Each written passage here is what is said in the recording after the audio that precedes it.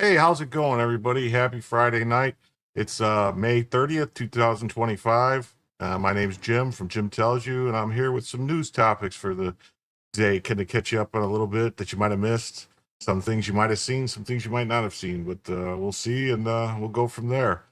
How's everybody doing tonight? Nice to see you all. Debbie, nice to see you in the chat. First story I want to jump into today is not really something I normally talk about too much. It has to do with schools. Who likes to talk about schools? Nobody really. But everybody had to go to school, and if you had kids, you got to send them to school. And go figure, we got some crazy stuff happening in San Francisco, out there in the lands of fruits and nuts, California. So it seems that Tuesday, a San Francisco public school district announced a new grading policy that allows students to graduate classes with a score as low as 21%. 21%. That's insane.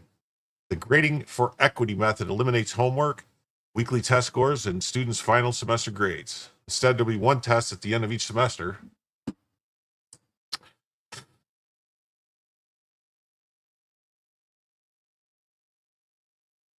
To decide if a student has passed or failed a class. The final exam can be taken several times, the Voice of San Francisco reported. Maria Sue, I wonder if she's suing people. Just kidding. The superintendent of the San Francisco Unified School District enacted the new guidelines without seeking approval from the board, according to the nonprofit. Changes will impact about 10,000 students across 14 high schools in California's Bay Area, which I don't know if anybody's familiar. San Francisco Bay Area is actually a very well-to-do. I mean, there's Oakland, and then there's San Francisco, San Jose, that whole area, Santa Clara County, Los Gatos. Some of the areas very wealthy, very well-to-do, very high-quality schools. Students may submit assignments late, fail to attend class, or choose not to attend at all without consequence to their academic performance. As of current, receiving an A requires a minimum score of 90%, while a D is set at 61%. Under the new scale, a student can obtain an A with a score as low as 80%, typically a B minus, and a D with a score as low as 21%. Oh, okay. Otherwise known as an F. Okay, so if you get 21%, it's a D. So you're still passing, but I mean that's crazy. I remember I could swear it was like 70% was pass fail, something like that. 68, 70%, 72, something like that. So educators, students, and parents have expressed concerns regarding the diversity, equity, and inclusion DEI initiative, particularly how it would impact academic standards and college readiness. Newsweek reported the San Francisco School District's experiment comes in spite of President Donald Trump's executive order in January that eliminated DEI programs in federal funded institutions. Oh yeah, so you could talk about employment training till you pass, huh? Well, no, I, I know. I mean, I think that's part of the problem too with the schools and with the student loan problems with colleges, isn't it? That they've got a whole bunch of people that go to college for a year or two, and then they can't, they're not really, they shouldn't be there. They can't make it, so they end up dropping out, and then they end up on the hook for that those loans that they have no way to really pay back because then they're working at other jobs, making less money, and they don't have the funds to actually cover the cost that they paid to go to school, uh, or that they borrowed money to go to school. Uh, Supporters of the policy argued that by reducing the emphasis on behavior-based penalties like missing or late assignments, it more accurately reflects a student's learning, while critics believe it'll hurt students who are already on pace for college placement. So what they're saying is that they think that, I mean, if they still had testing, but they're getting rid of the testing too, so it doesn't make any sense. Because then how you're basically just passing them just because, no child left behind or something crazy. Seems wild. Well, all right. Then second story we have tonight is kind of going in a different direction, sort of. This is going back to 2016, 2017, the whole Russia Gate stuff and the Russia collusion stuff that was going on. And it turns out that, some people weren't completely truthful when they testified to Congress. So, declassified documents, FBI, DOJ declined to charge Russia collusion hoaxer who allegedly lied to Congress. Let's make this a little bigger, maybe. The FBI and DOJ's failure to hold Orr accountable for appearing to commit multiple felonies and its obstructive conduct against agents that sought additional information reveals the agency's deeply disturbing political bias.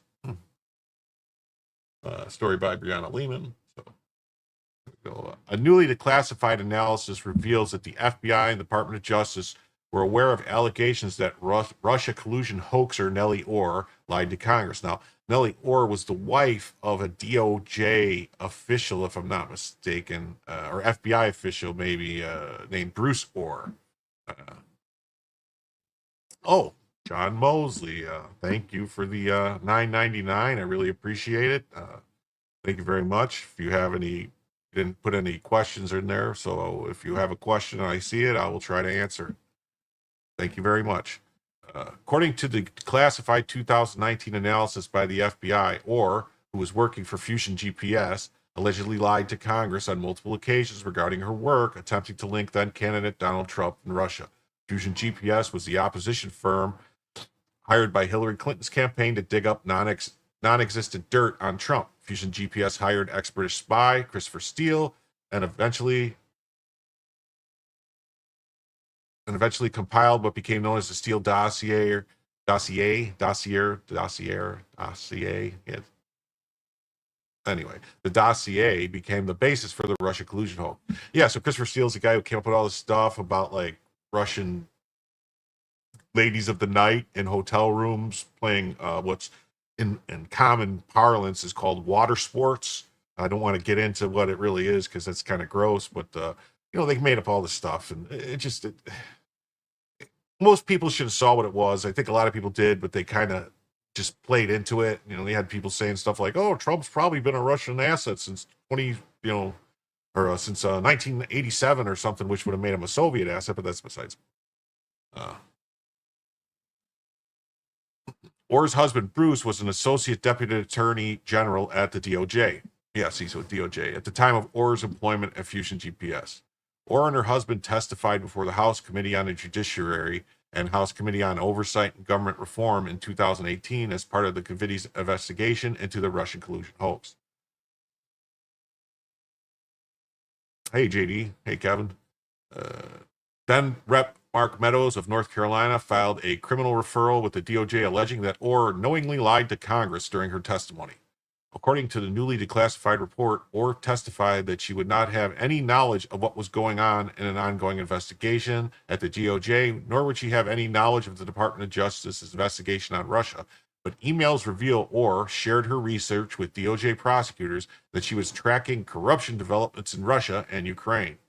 Wow, they said corruption developments in Russia and Ukraine. I couldn't believe that there would be any corruption in Ukraine. Could you guys believe there's corruption in Ukraine? I mean, Russia, sure, but Ukraine, come on. Or also provided a thumb drive containing all. Shut up, dog. Sorry. Or also provided a thumb drive containing all her Fusion GPS research to her husband so that he might give it to the FBI. As previously reported by the Federalist Margot Cleveland, Bruce testified that after the FBI launched an investigation into the Trump campaign, his wife handed him a flash drive consisting of the Trump Russia research that she had compiled for Fusion GPS. Bruce passed Nellie's opposition-funded research on to the FBI. So it was like, see a lot of that stuff going on, don't you? With, like, husband and wives. One works for some NGO or some organization that's not supposed to be connected to the government, but then there's a husband or wife that actually works for the government, and it seems like it's a scam almost. Like they're taking advantage. I don't know. I mean, I don't know what kind of laws there could be to try to prevent stuff like this, but there should be some kind of laws you shouldn't have. I mean, you see it with congressmen and senators. You'll have their spouses working for NGOs or different things or working for other groups. So it's like they can have plausible deniability about what's going on.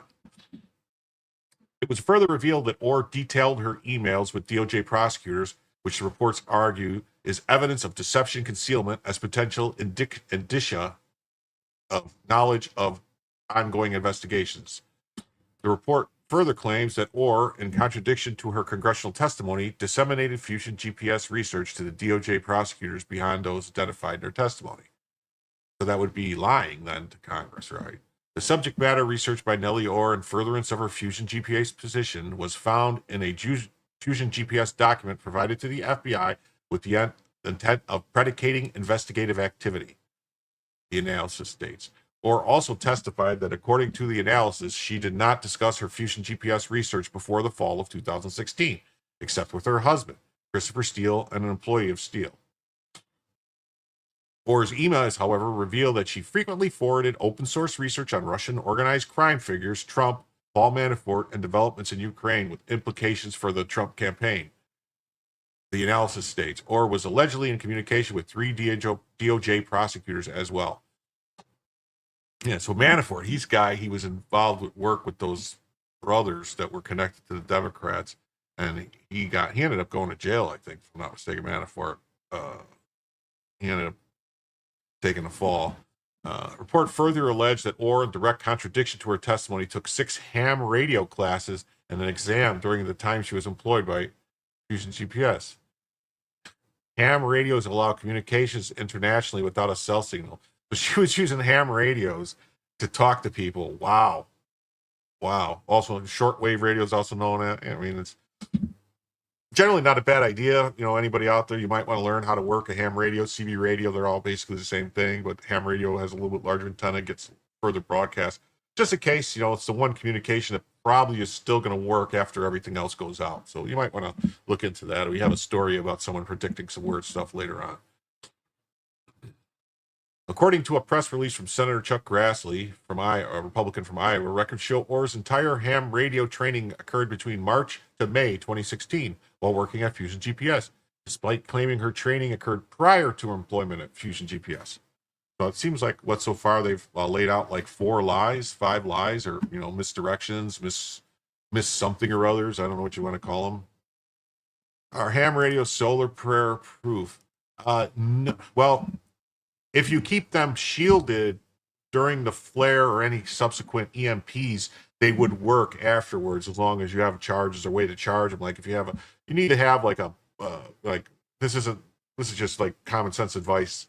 Get yourself like a Faraday cage type of thing, or your microwave is a basic Faraday cage. So if you're ever got an alert that there's a flare or some kind of EMP that's going to destroy things, you would place ham radios or walkie-talkie stuff like that inside your cell phone, whatever you don't want destroyed, inside a microwave or some kind of Faraday bag or something to try and protect it. That way it would work after the trouble passed.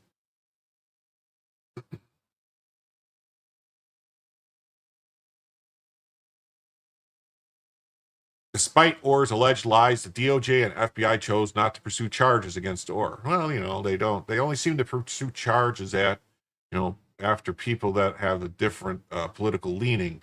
There was a guy by the name of Michael Flynn who they said lied to the FBI, who they went and did all that stuff to. And then, what's his name? Roger Stone supposedly lied to Congress, and they raided his house at 5 o'clock in the morning with a SWAT team and people with all armed and stuff with boats on the water and everything all crazy. So it just kind of depends on who you are. I'm surprised. Like, I'd like to see, a metal box or aluminum foil would also work. Trumpinator, sure, stuff like that. But I would like to see some of these arrests happening now. Like, if they did all this stuff back then, all the raids and the, early morning raids on people's houses and different things, that it should be done now to these other people who did the same things. I mean, it should be equal, equal lefts, equal rights, it says, Orr never suffered any consequences for advancing the phony Trump-Russia narrative and attempting to cover up her involvement in the hoax. The DOJ's inaction on Nellie Orr's criminal referral, despite the obvious incriminating evidence provided in the FBI's own analysis, undermines public trust in the rule of law. You might say so. The analysis was released after Chuck Grassley requested FBI Director Kash Patel to declassify the mostly unclassified analysis. That the lady who wrote this name is Brianna Lehman. She's an elections correspondent at the Federalist. She graduated from Fordham with a degree in international political economy and all this good stuff. So there's that story. And then there's a follow-up story on this from the Federalist, and talking about how there's a new story. It's the same kind of topic, but transferring into this. It's the new docs reveal how FBI insiders buried evidence of Spygate crimes, which is the Spygate was the spying on the Trump campaign and the stuff they did, which leading up to the election in 2016, which, I don't know if everyone remembers, but they were spying on the Trump campaign using FISA warrants, something that had never, I shouldn't say never been done, because I'm pretty sure that back in the 60s that they were spying on each other pretty heavy, that LBJ was listening to Nixon, and that Nixon was obviously listening to other people, and then probably continued all the way into the 80s. Who knows? I can't imagine. I mean, George H.W. Bush was head of the CIA up until he became vice president, so he was probably spying on people. Yeah, they're all spies. Who knows? They're all listening. So. Says there's a bigger scandal than Nellie Orr's crimes is how the FBI handled them. Instead of referring her for prosecution, they buried the evidence. Nellie Orr isn't a new name in the Russiagate saga, but newly released documents from Senator Chuck Grassley's office shatter the fiction that she was just a low-level researcher and reveal her as a key conduit between Clinton operatives. The DOJ and the FBI, the documents, also pull back the curtain on the darker truth. An eternal black hole FBI system designed not just to restrict access to sensitive Russiagate documents, but to bury them so completely that even FBI agents tasked with finding them wouldn't know they existed. That sounds weird. What was already known about Nellie Orr is that she worked for Fusion GPS, an opposition research firm led by former Wall Street journalist reporters Glenn Simpson and Peter Frisch. There's noticed that there's this weird, synergy marriage between intelligence operatives and reporters. I don't know if anyone's ever heard of a thing called Project Mockingbird. It's was a plan the CIA had to infiltrate all the big newspapers and television stations and radio stations to get their people in there, so that way they could be sure that the message the CIA wanted put out was put out by the media. But we don't think that's still going on, right? I mean, it's not like that still happens, is it? Like people leave the CIA and they get jobs or FBI get jobs in the media. Does that happen? Does it? I think so.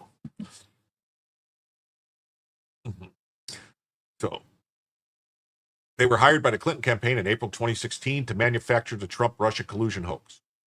At the same time, her husband Bruce Orr was a senior official at the Department of Justice. It was also known that Nellie Orr gathered open source information on various figures, including Trump campaign advisor Carter Page. He's the guy that the FBI agent changed documents and lied and said that he had no affiliation with the CIA or anything else when he was actually an undercover CIA, an operative working for the CIA, spying on Russia for the CIA. And the FBI said, no, he's a foreign Russian agent. We need to spy on him so that they could spy on Trump. Mm-hmm. Which was then twisted to flip the collusion narrative. What was not known until now is just how deeply involved she was in the Trump-Russia collusion smear, how brazenly she lied to cover it up, and how the FBI actively aided in the cover-up. Hey, unhyphenated. Anytime you come in is fine by me. We're just reading some news stories, got some stuff lined up, and hopefully everyone enjoys it, and maybe learn a little, have a little communication with the chat, see where it goes. Excuse me. According to the newly released documents from Senator Grassley's office, a previously unseen 43-page FBI analysis from 2019, Nellie Orr was involved in many aspects of the Russian collusion hoax, including the drafting of the Steele dossier. Dossier. Am I saying that wrong? I don't know. Sounds weird in my ear. The FBI analysis was initiated after then Congressman Mark Meadows filed a criminal referral alleging that Orr had lied to Congress in her 2018 testimony about her role in producing supposed research that helped trigger the Trump-Russia investigation. Meadows had good reason to be suspicious.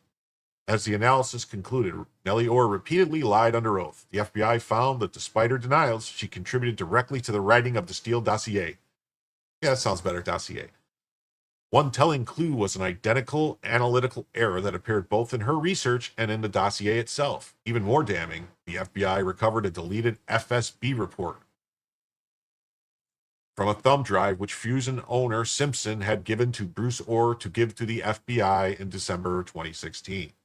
The same fictitious report had already appeared as part of the dossier given to the FBI by Steele 2 months earlier, in October 2016. Okay, so he gave it to him in 2016.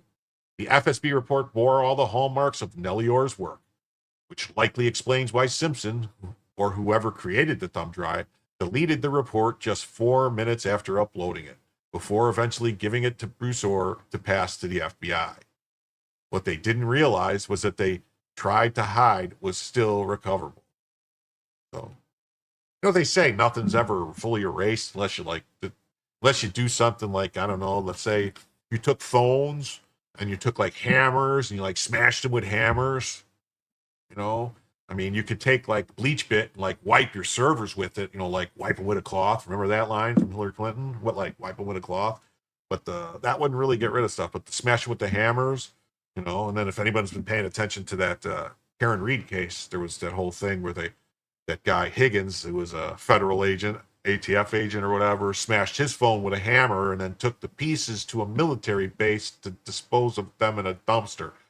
We're all supposed to believe that none of this stuff was actually them hiding anything. It's just like a big coincidence. So, don't let your conspiracies run wild and take the tinfoil hat off and, just focus on, whatever the government says. I'm sure they wouldn't lie to us about anything.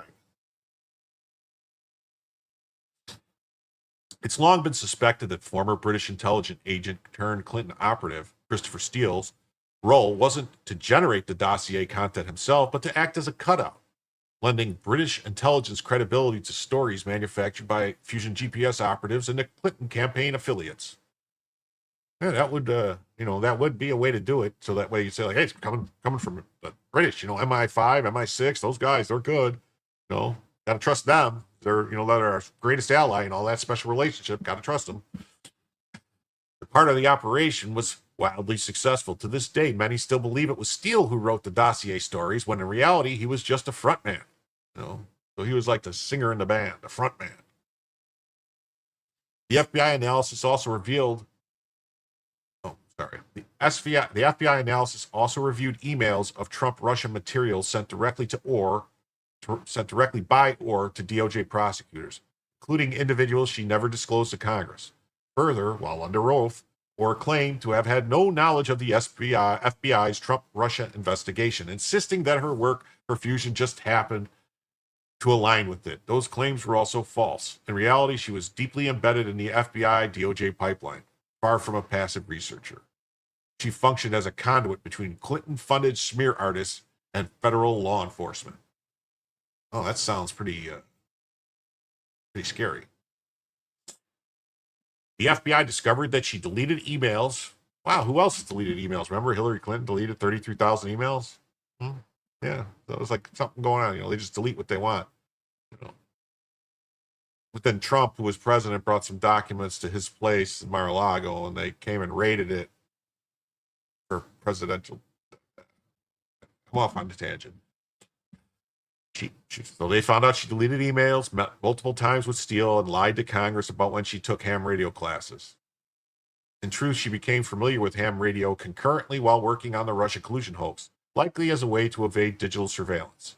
Additionally, she was involved in the so-called Alpha Bank dossier, a fraudulent document pushed to the FBI by Clinton campaign lawyer Michael Sussman in an attempt to spark yet another investigation into Trump. If I'm not mistaken, Michael Sussman was also charged, but when they brought the case in D.C., he actually was acquitted because, they said he worked for the Clintons, and, D.C. voted like 96% or something for Hillary Clinton. So it's like, basically, the District of Columbia should be abolished as a federal circuit for actual cases with people, because if you're not a Democrat, you're going to get hosed in D.C. That's just the way it is. In short, Nellie Ohr was no low-level research. She was a central player and a key conduit linking the FBI, the DOJ, Clinton operation, driving the smear campaign. But as bad as that all is, the bigger scandal may be how the FBI handled this information. Instead of referring her for prosecution, they buried the evidence. The FBI analysis of Ohr's lies was hidden and is only coming to light now, 6 years later, conveniently after the 5-year statute of limitations for lying to Congress expired. Wow. Wow. Wow. That's crazy, huh? So just after the 5-year statute of limitations expired is when people found out about it, almost like it was planned that way. I tell you, man, I try not to get blackpilled, but stuff like this makes me think no one's ever going to be held accountable.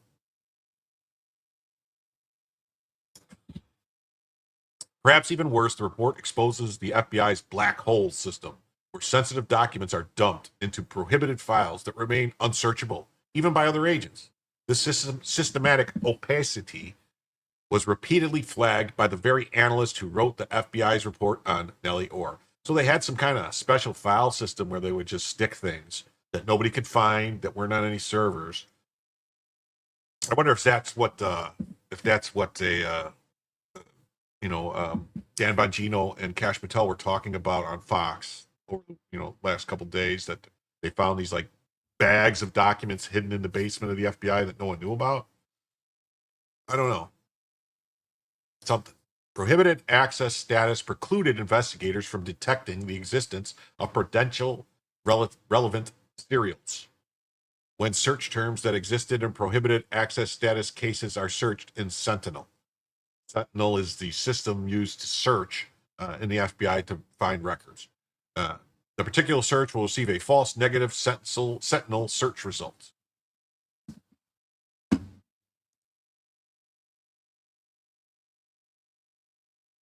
I didn't see that part, and if that's the truth, that him and his wife separated now because of him moving to DC and the work he's doing, that's sad. But it's hard for people with high stress, high value positions like that to stay in relationships if their spouse isn't amenable to being separated and living basically separate lives, because he's on call probably 24/7, and he's probably getting calls in the middle of the night. It's probably just a strain on a relationship. I mean, I hope it works out. Dan, they seem like a nice family. He's got kids and everything, so I don't know. I don't like the. I mean, I don't. I guess if it's true that Epstein actually did Epstein himself, then whatever, but I don't buy it. And his response to that about now all of a sudden they have video of it. Why didn't nobody say this before?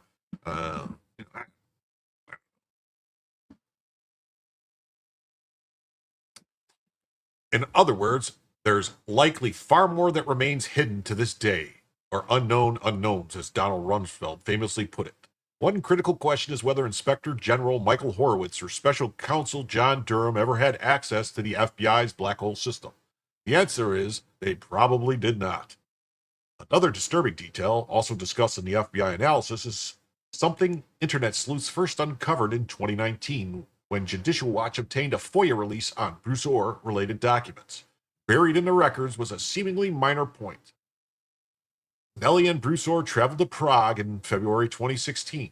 That stood out, not only because Prague was a city falsely cited in the Steele dossier as the site of a covert meeting between Trump lawyer Michael Cohen and Russian officials, but also because, according to the WikiLeaks emails, February 2016 was the same month the Clinton campaign first discussed its anti-Trump smear operation. Internally dubbed the Swift Boat Project. So the Swift Boat Project, or Swift Boating, as it was called, is a term that was used to get John Kerry in the 2004 election against George W. Bush. Kerry was an officer in the Navy, I believe. He was in the Navy, and he was on a Swift boat, which is these boats that were going up the Mekong Delta, fighting the Viet Cong during Vietnam. If I remember correctly, a bunch of the people that he served with didn't have nice things to say about him. So they called it swift boating. But there's more to the Prague story. What online sleuths didn't know back in 2019, because the government FOIA censors conveniently redacted the name, supposedly for privacy reasons, was known to the FBI analyst tasked with investigating Nellie Orr's lies to Congress. Bruce and Nellie Orr were accompanied on their February 2016 trip by none other than Timothy Thibault. Timothy Thibault. That name sounds familiar. Is he another FBI guy? Yes, that Timothy Thibault. Oh, was he the... No, he wasn't the guy running the New York office. Was he that got fired by Trump? Let's see. The disgraced FBI agent who could be described as an evil Forrest Gump, always popping up where the action is, always doing the wrong thing. Thibault was the agent who sabotaged the Hunter Biden laptop investigation, shutting it down under the bogus claim that it was Russian disinformation. He then manipulated FBI systems to make sure the case couldn't be reopened, eerily similar to the black hole treatment given to the files in the Nellie Orr case. He also oversaw the suppression of whistleblower Tony Bobulinski's allegations about the Biden family's business dealings. When it came to the 2020 election, Thibault launched Operation Arctic Frost to seize government-issued cell phones from President Trump, Mike Pence, and other top officials in an effort to tie Trump to the so-called fake electors narrative. Where is Thibault now? Does anybody know? Anybody know what happened to him? Did he get fired? Is he in jail, hopefully? Hopefully somewhere. Is anyone in the chat, is my screen look okay? Because I keep getting a warning about my internet quality, and I don't understand why this only happens when I'm streaming. Every time else, my internet is fine. Hey, Spuds, where is everyone? I don't know. Mainly, I figured I'm just talking to myself here. Hey, El Scorpio, how you doing today? Thanks, Patrick.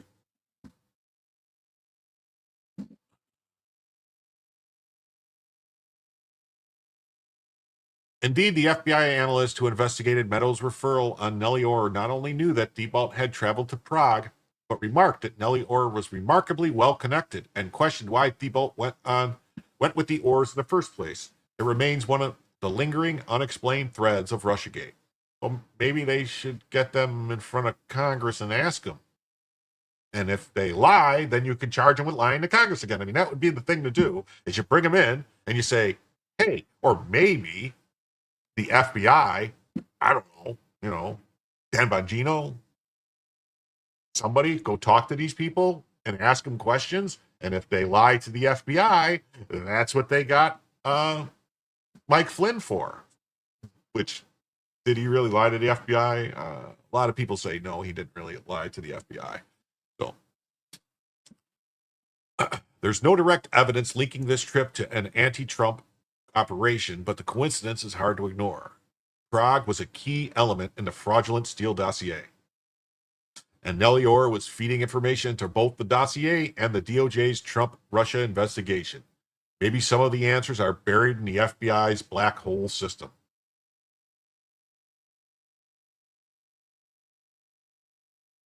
Oh. So you're saying Rumble isn't working. Okay. 1 second. Let me look. Is it something I did? Oh, you know what? Huh. I don't know. Seems to be working on my end. Spuds. You know, what though? I'm not seeing any chats though.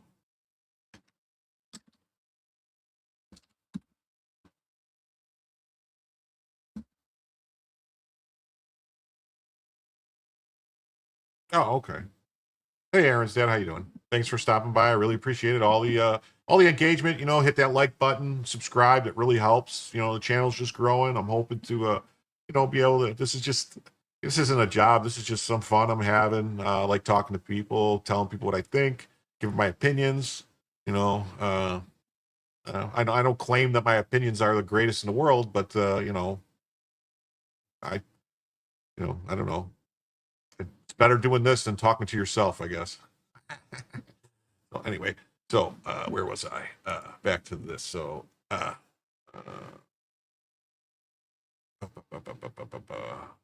okay.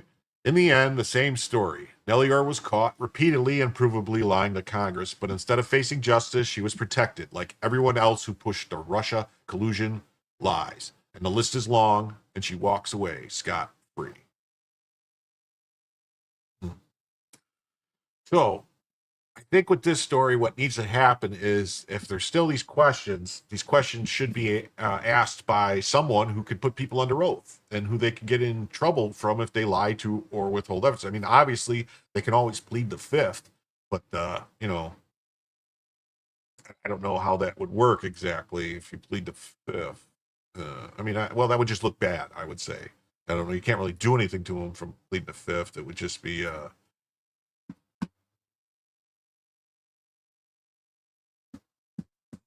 it'd just be for the public would see it. It would be a problem if these people got called in. I mean, because look at Lois Lerner, that lady that was screwing around with people's tax returns under Obama. She got called in and they let her read a testimony, a statement basically saying, I didn't do nothing wrong, and then plead the fifth. So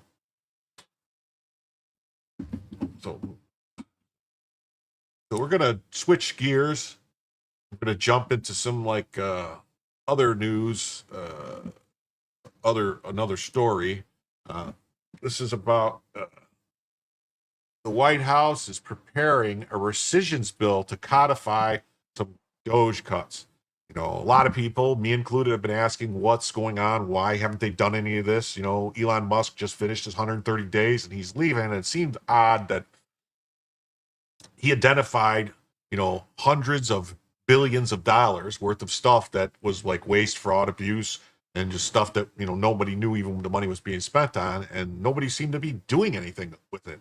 They just kind of said like, oh yeah, don't, but no. So now it appears maybe possibly they're actually doing something with it. So it says, after backlash, White House prepares rescissions bill to codify some Dodge cuts. So a rescissions bill is basically just a bill that the White House could submit to Congress and say, hey, we don't need this money, take this money back.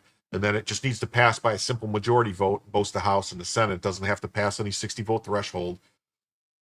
So, that's kind of why people are saying, why aren't you doing this? It could have already been done. Like the USAID money. A lot of these lawsuits that have been happening could have been, backdoored or blocked by just a rescissions bill saying, no, take the money back. And then the courts couldn't have any arguments. Like some of these people arguing that, you can't do this. You can't stop paying this. You can't do this because Congress allocated the monies when in reality, Congress allocated a pool of money and it was up to the executive to decide how to spend it. So hopefully they'll take care of this, Here we go. So the big question in recent weeks, why are House Republicans hesitating to codify the waste and fraud identified by Elon Musk's Department of Government Efficiency, Doge, into law. Musk's CBS News interview on Tuesday, where he called the Big Beautiful Bill, BBB, a disappointment, appears to have kicked off a broader information campaign aimed at pressuring the White House to push House Republicans toward formally codifying some Doge-related spending cuts. Doge. Yeah, if I remember correctly, they were trying to say something like, well, first, and they always pull this on us. They always pull it like they say they're going to, we got to do this one thing first, and then we're going to do what you want. That's what they do. We got to do this. Once we do this one thing, then we're going to take care of the stuff that everyone really wants done. And do they? They never really do it, though, do they? They don't. Doge has a new chief, if I'm not mistaken. He's another Silicon Valley guy that Musk picked. He's the guy he's been talking a lot about finding fraud, voter fraud. He's been, basically identifying a lot of voter fraud. I talked about him last week, I think, on Sunday. I don't know his name. I think he was like a guy from Uber, maybe, or something like maybe Uber or some other company. But anyway, so Elon Musk says, I think a bill could be big or it could be beautiful, but I don't think it could be both. Tech billionaire Elon Musk tells CBS Sunday Morning at Pogue he was disappointed to see the Trump-backed big, beautiful spending bill, which passed the House last week. So we could actually hear what Musk says. So, I was disappointed to see the massive spending bill, frankly, which increases the budget deficit, not just decrease it, and undermines the work that the Doge team is doing. I actually thought that when this big, beautiful bill came along. I mean, everything he's done on Doge gets wiped out in the first year. I think a bill can be big or it can be beautiful, but I don't know if it can be both. My personal opinion. So I agree. So hopefully they're going to do some of this stuff and actually cut the money, because it seems like if they, here's the bottom line, folks. I don't know if anybody will realize this. The government of the United States spends around $7 trillion a year, right around there, 6.5, 7 trillion a year, and has been for 4 or 5 years now. That number, 7 trillion, around there. We only take in around 4.5 to 5 trillion tops. I think the most we've ever taken in ever is like 4.75, 4.8 trillion dollars in tax revenue. So there's a bit of a discrepancy there. Like, you could just, you don't have to say trillions. You could just go, any type of number and just, thousands, whatever. And you can see there's a problem that you're continually spending more money than you're taking in. Not to mention, we have this huge debt, and we have this interest payments on the debt that are tremendous that have to be paid. But, and you got to think $1 trillion is a lot of money. Think about it like this. If you had $1, someone gave you $1 bill every second of every day, every second, every minute, every day, it would take 11 days for them to give you, $1 million, 11 days. To give you $1 billion would take 30 years. And to give you $1 trillion would take 30,000 years. So that's the difference between 1 million, billion, and trillion. Think about it that way. It makes you understand there's a huge difference in that amount of money. So anyway.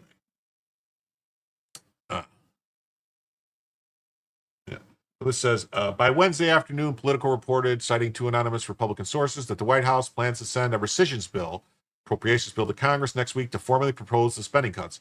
The package is expected to target funding for NPR, PBS, and certain foreign aid agencies previously reduced under President Trump. Here's more from the report.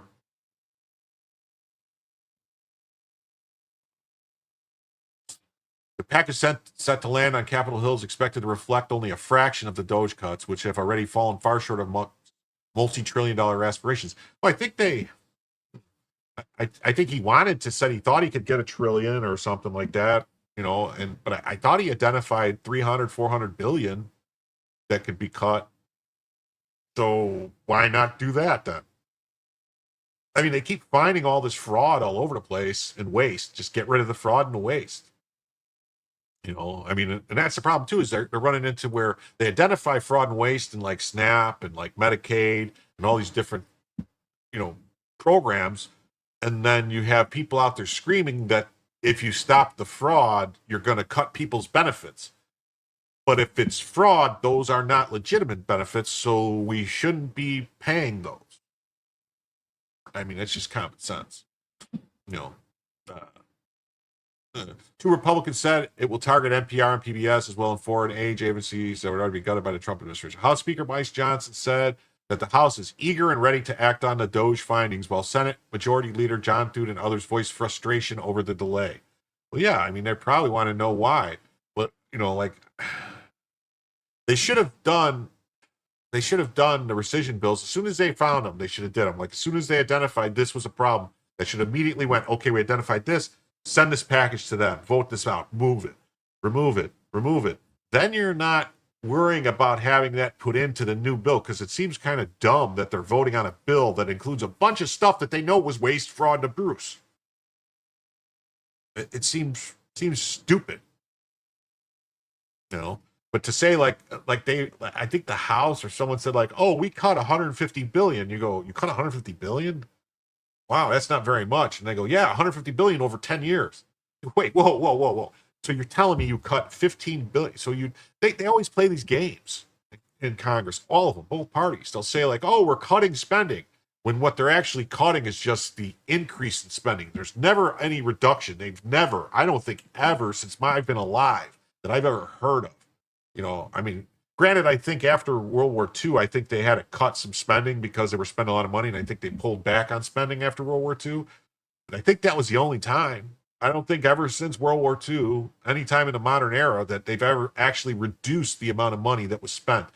Even when the whole balanced budget stuff that Clinton did in the 90s, which was great, that the balance got budget, budget got balanced for 6 months to a year, that they actually they didn't actually cut any spending.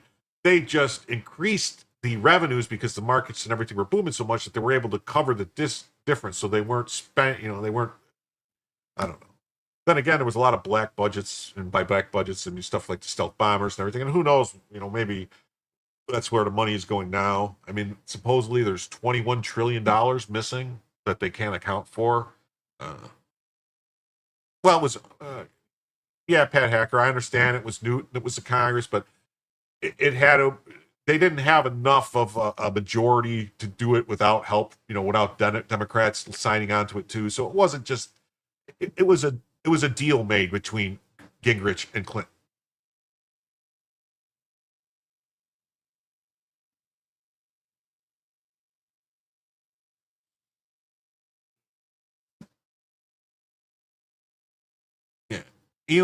So Speaker Johnson says Elon Musk and the entire Doge team have done incredible work exposing waste, fraud, and abuse across the federal government, from the insanity of USAID spending to finding over 12 million people on Social Security who are over 120 years old. The House is eager and ready. No, and I don't even know. I don't think did they say that any of those people that were that old were actually collecting Social Security? I don't know. I mean, I think the problem is, like, there was a story that I did last week about a woman from Colombia who had stolen documents and who was collecting all types of aid and was voting and everything. And I think that's where a lot of the fraud is that they need to really focus on is, they say, they lie. They say that, illegal aliens can't collect Social Security. Illegal aliens can't collect Medicaid. They can't collect Medicare. Well, technically, in some states, they can, because like California, New York, Illinois, Minnesota, New Jersey, Washington State, Oregon, they all allow illegal aliens to get on their state Medicaid, and then they get reimbursed that money from the federal government. So we're all paying for that. But besides that, the vast majority of people who are here illegally have stolen or fraudulent documents, which is another crime, by the way. And they're all working and collecting benefits and doing things with those documents. And a lot of times they will have multiple sets of documents. So they will be collecting benefits on multiple sets of numbers. And the problem with our government is so big and unwieldy that they don't want to deny anybody anything, because that's how they get trouble, and people complain and they go on the news because someone says, oh my God, I was denied my benefits. I was denied this because, someone did a basic check to see, are they actually supposed to be getting the stuff? But in reality, it's some illegal alien who's using stolen documents who's bilking the system. So there's that. A growing online campaign led by supporters of Musk, including Senator Mike Lee and Governor Ron DeSantis, is pressuring the administration to codify more Doge cuts. I'm kind of wondering, I've been seeing a lot of stuff trying to champion Ron DeSantis lately, and I live in Florida, and I think Ron DeSantis has been a fantastic governor down here in Florida. But I'm wondering if there's still this anti-Trump right-wing people that are still trying to push DeSantis. Like DeSantis, maybe he can be president someday, but I don't know, man. I don't see it coming anytime soon because I don't see him being able to beat J.D. Vance in a primary or even Marco Rubio at this point. Marco Rubio has turned out to be a fantastic Secretary of State. Oh, what's this? We got Eclectic Deb with a $5 super chat. Thank you so much, Eclectic Deb. The ridiculously large and complex federal government facilitates fraud to be hidden. It must be simplified so it can be seen. Exactly. I couldn't say it better myself. I mean, the bigger and more complex a system is, the easier it is to hide things to make people not be able to see what's happening. Don't look behind the curtain. Don't look over here. Pay attention to this. We see it all the time. Different things the government does. They're constantly saying one thing and doing another. They're constantly putting their names on bills and calling it, like the Patriot Act, when it's the Spy on All the Americans Act is what it should have been called. Look at all your stuff Act. The Inflation Reduction Act, which was actually the Green New Deal, where they were spending a bunch of money and added a whole crap load of inflation and spending. The Affordable Care Act. Whose insurance did that make affordable? It raised everybody's insurance cost.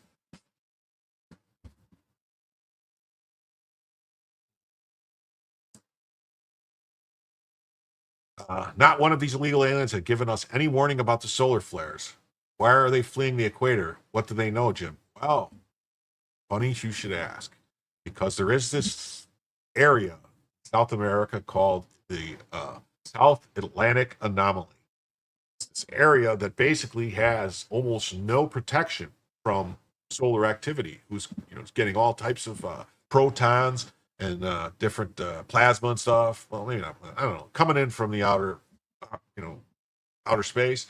It's interfering with satellites and stuff over the reason it's knocking them out and causing major issues. So maybe that's why they're fleeing. Could be. Dan could be onto something. Oh, and we had another $10 super chat from Julio Scissors. Thank you, Julio Scissors. I don't see a comment or anything there. I don't know if maybe you said something and YouTube censored it. If so, just pop it in, or you can always message me or throw it in there and I'll answer any questions you have, Julio. I'm here to tell you what I think. That's kind of what my channel's all about. Oh, thanks, Unhyphenated. I appreciate that. I don't know. I noticed it didn't really seem like there was anybody really streaming on Friday nights talking news, straight news type of thing with a little comedy. I try to be funny, but I try to be serious. I try to be unbiased. I try. Everybody's biased. I don't know. I'm doing the best I can. Yeah. Well, it could have something to do with the free cell phones, maybe, but. So, and Mike Lee, who I kind of like, he's seems like a decent senator, but I don't know, always makes you suspicious. He's been in there quite a long time, in the Senate, but I have to be 100%, open book. Mike Lee follows me on Twitter, so I'm a little biased. Just kidding. Buds. Yes, I am in Southwest Florida, Spuds. These responses from Elon are horrifying. The GOP will forever be haunted by taking photos with Elon, saying they believe in Doge, praising his work, and then doing nothing to cut government waste, fraud, and abuse. Our elected leaders are effing cowards. Well, I can't disagree with that. I mean, I wanted to see every time Elon identified something that was waste, fraud, or abuse, or something that they couldn't determine what it was because they couldn't figure out where the money was going or who was getting it or what it was being spent on, that should have immediately been identified to Congress and should have immediately carved out and said, nope. But it really seems like it doesn't really matter which party's in power, that they're all doing the same thing. And it stinks. It really does. I was really hoping, for some actual change to see that money, if we're going to be spending billions and trillions of dollars, it should be helping Americans, people here in America is what should be the focus. It shouldn't be the focus of what happens in some far off place. It shouldn't be the focus of what happens, I don't know. It should just be, I'm not saying not to help any other people because it's good, it's good to help people. But kind of like when you're on the airplane and they tell you in a case of an emergency, you're supposed to fix your mask first before you try to help anybody else. That's what we need to do now in America. We need to start fixing our masks so that we can actually be able to help other people, because if we go down, the rest of the world's going down too.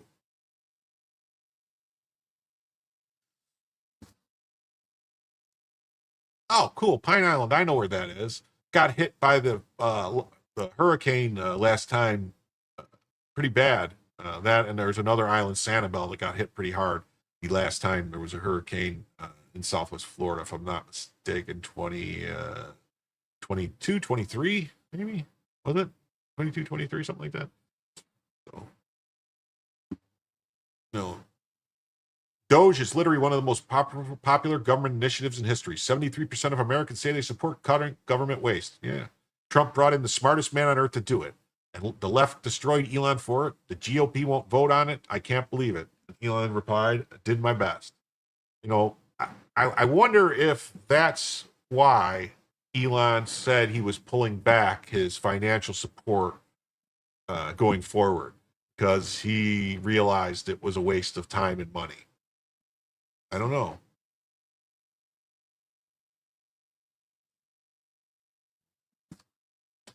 Senator Ron Johnson blasted House Republicans. Senator Ron Johnson is a guy from Wisconsin, a senator from Wisconsin, who surprisingly was able to hold on to his seat in 2022. 2022, was able to hold on to his seat when it looked like it was going to be hard. I think it was 2020, or was it 2022? Anyway, well, he was able to hold on to his seat, and even with all the shenanigans and stuff. But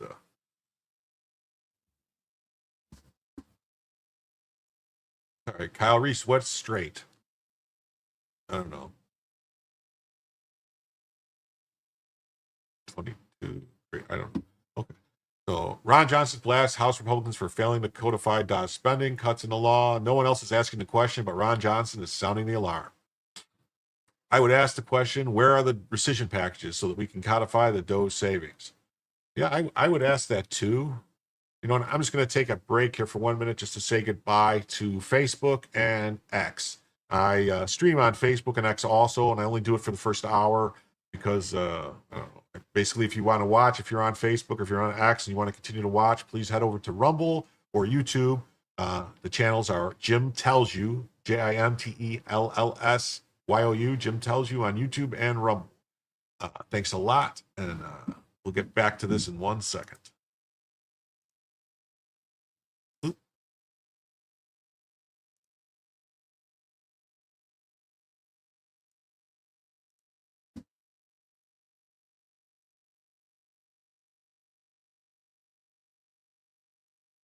Okay, wow.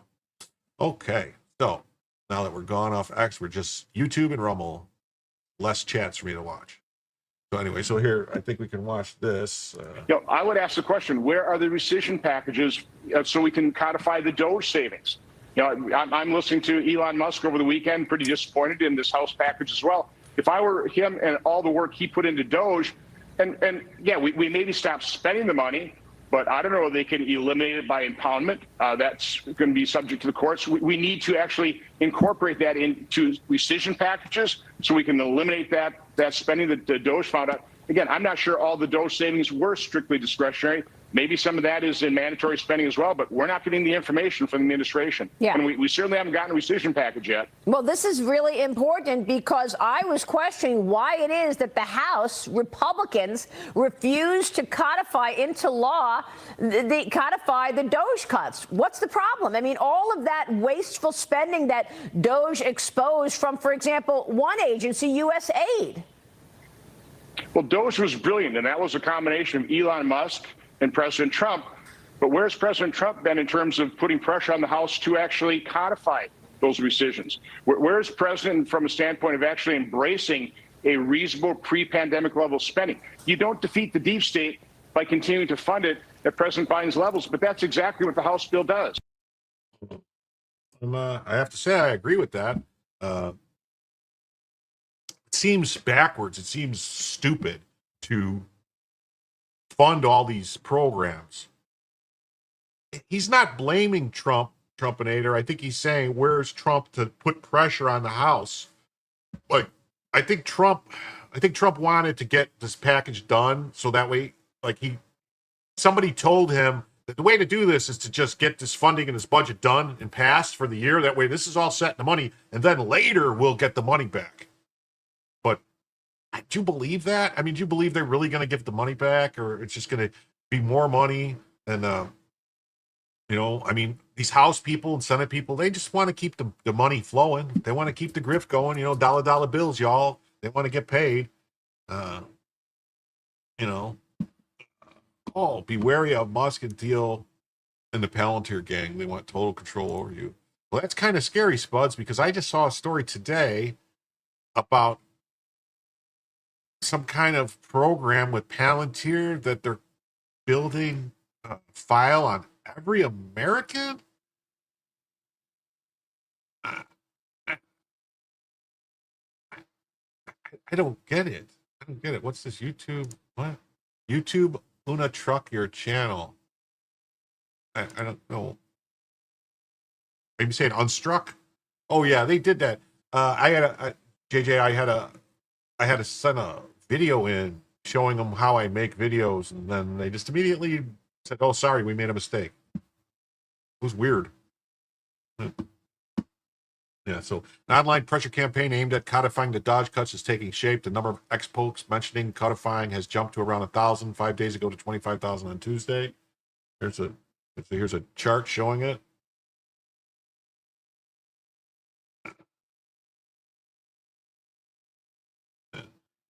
Elon Musk had ambitious plans when he took the helm of the Department of Government Efficiency, famously pledging to slash at least $1 trillion in government waste.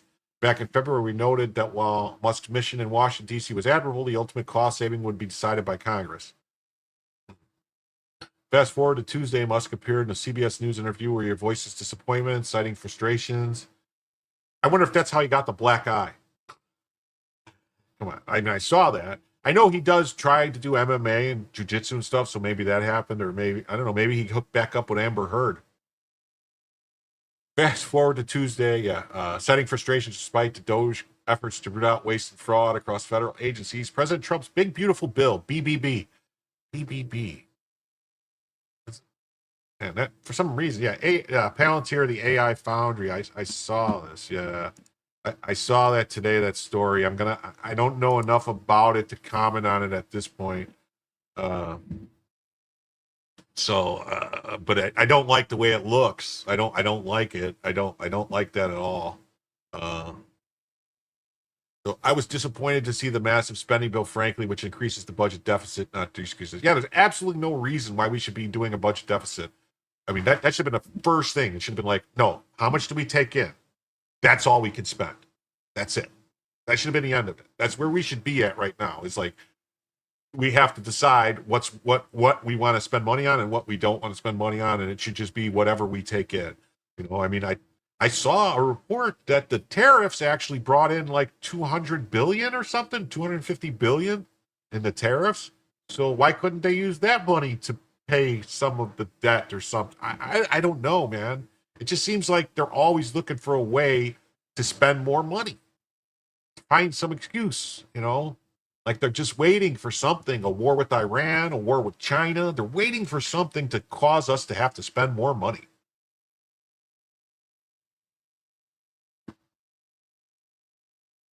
Yes, definitely a Valhalla. A balanced budget should be the standard, not a novel concept. There's absolutely no reason why we should be able to operate the way we have since, basically the 80s. Like, I remember in the 80s, I remember when I was in grammar school in the 80s, yes, that the talk of, a $300 billion debt, $400 billion debt, and they were going insane talking about it. Like, oh my God, that we were running these deficits that were, billions of dollars and stuff. When, the previously to that, the deficits were always in the hundreds of millions of dollars, which is a lot of money, but, the government, billions, trillions, to them, it's just the numbers and letters, and they don't really care. But now we're at the point where we're 36 trillion, 37 trillion in debt. I mean, you're talking about, I don't know,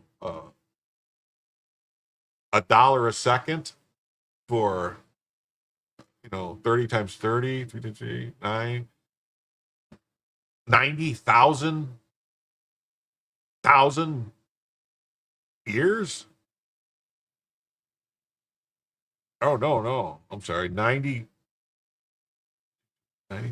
Holy shit. 90,000 with 1,000 zeros. Oh my God. That's how many years? That's a lot of money. Wow. I got sidetracked again. Sorry. I think a bill could be bigger, it could be beautiful, but I don't think it could be both. My personal opinion. Last week, the Republican-controlled House of Representatives narrowly passed the BBB.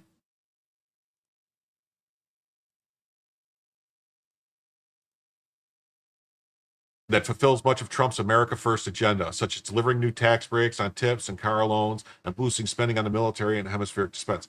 Now, I don't have a problem with the tax cuts on the, no tax on tips, no tax on overtime. Great. The forgiveness of the interest on car loans, because you always could write off interest on car loans all the way up until I think it was the late 80s or early 90s. Pretty sure.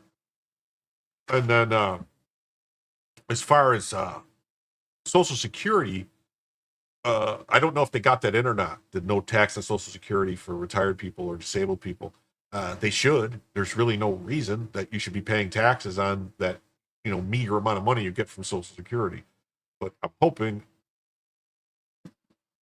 Oh, definitely. I mean, Viva's in Miami, I think, or even in Miami or Coral Gables or something, if I'm not mistaken. So I'm pretty sure that wouldn't be too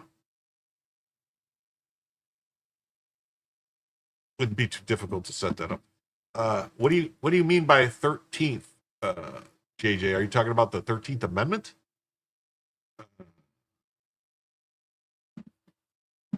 I believe it's new car loans only, and only if the cars are manufactured in the U.S. So I don't know. I'm gonna have to look more into it, but I don't. Wasn't the 13th Amendment the amendment that freed the slaves and said that? Why would I? No, I don't oppose the amendment that freed the slaves. That's ridiculous. I don't think we should ever had slaves. Ooh, crazy thought, but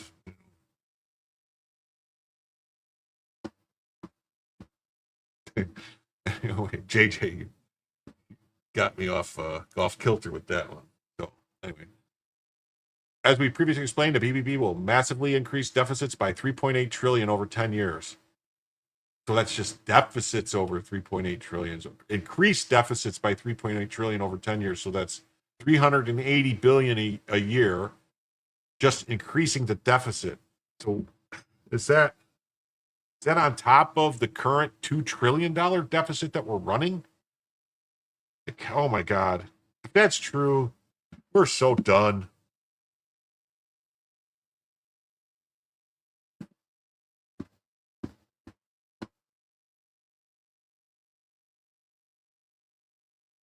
I honestly, unhyphenated, I don't even think they do that anymore. I don't think they bother with that. I think they just approve the stuff.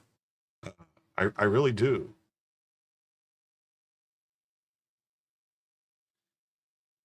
The prospect of ballooning national debt, despite Doge's reported $175 billion in waste and fraud reductions, has put Musk at odds with Trump's BBB, most notably with Congress. His frustration appears primarily directed at lawmakers who he sees as unwilling to implement the sweeping fiscal cuts needed to course correct the nation to avert a debt crisis. We predicted this clash between Musk and Congress would unfold as far back as early February. What Musk is doing is trying to streamline the government is admirable, but ultimately it will be Congress that decides the endgame. And things are always as a status quo, as always. Here's the bigger play at hand, and here's why it's only token pushback to Doge. You cut enough spending, even if it's all grift and fraud, you'll eventually get a recession. Guaranteed. That's all Congress is waiting for, because then they'll use the emergency to vote through a far more... Anyway. Tom Massey stated that we're not rearranging deck chairs on the Titanic tonight. We're putting coal in the boiler and setting a course for the iceberg. There's brewing dissent among other Republican senators who follow Musk.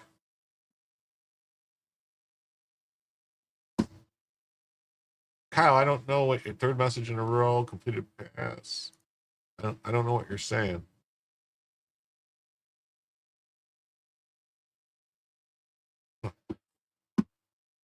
Charlie Kirk.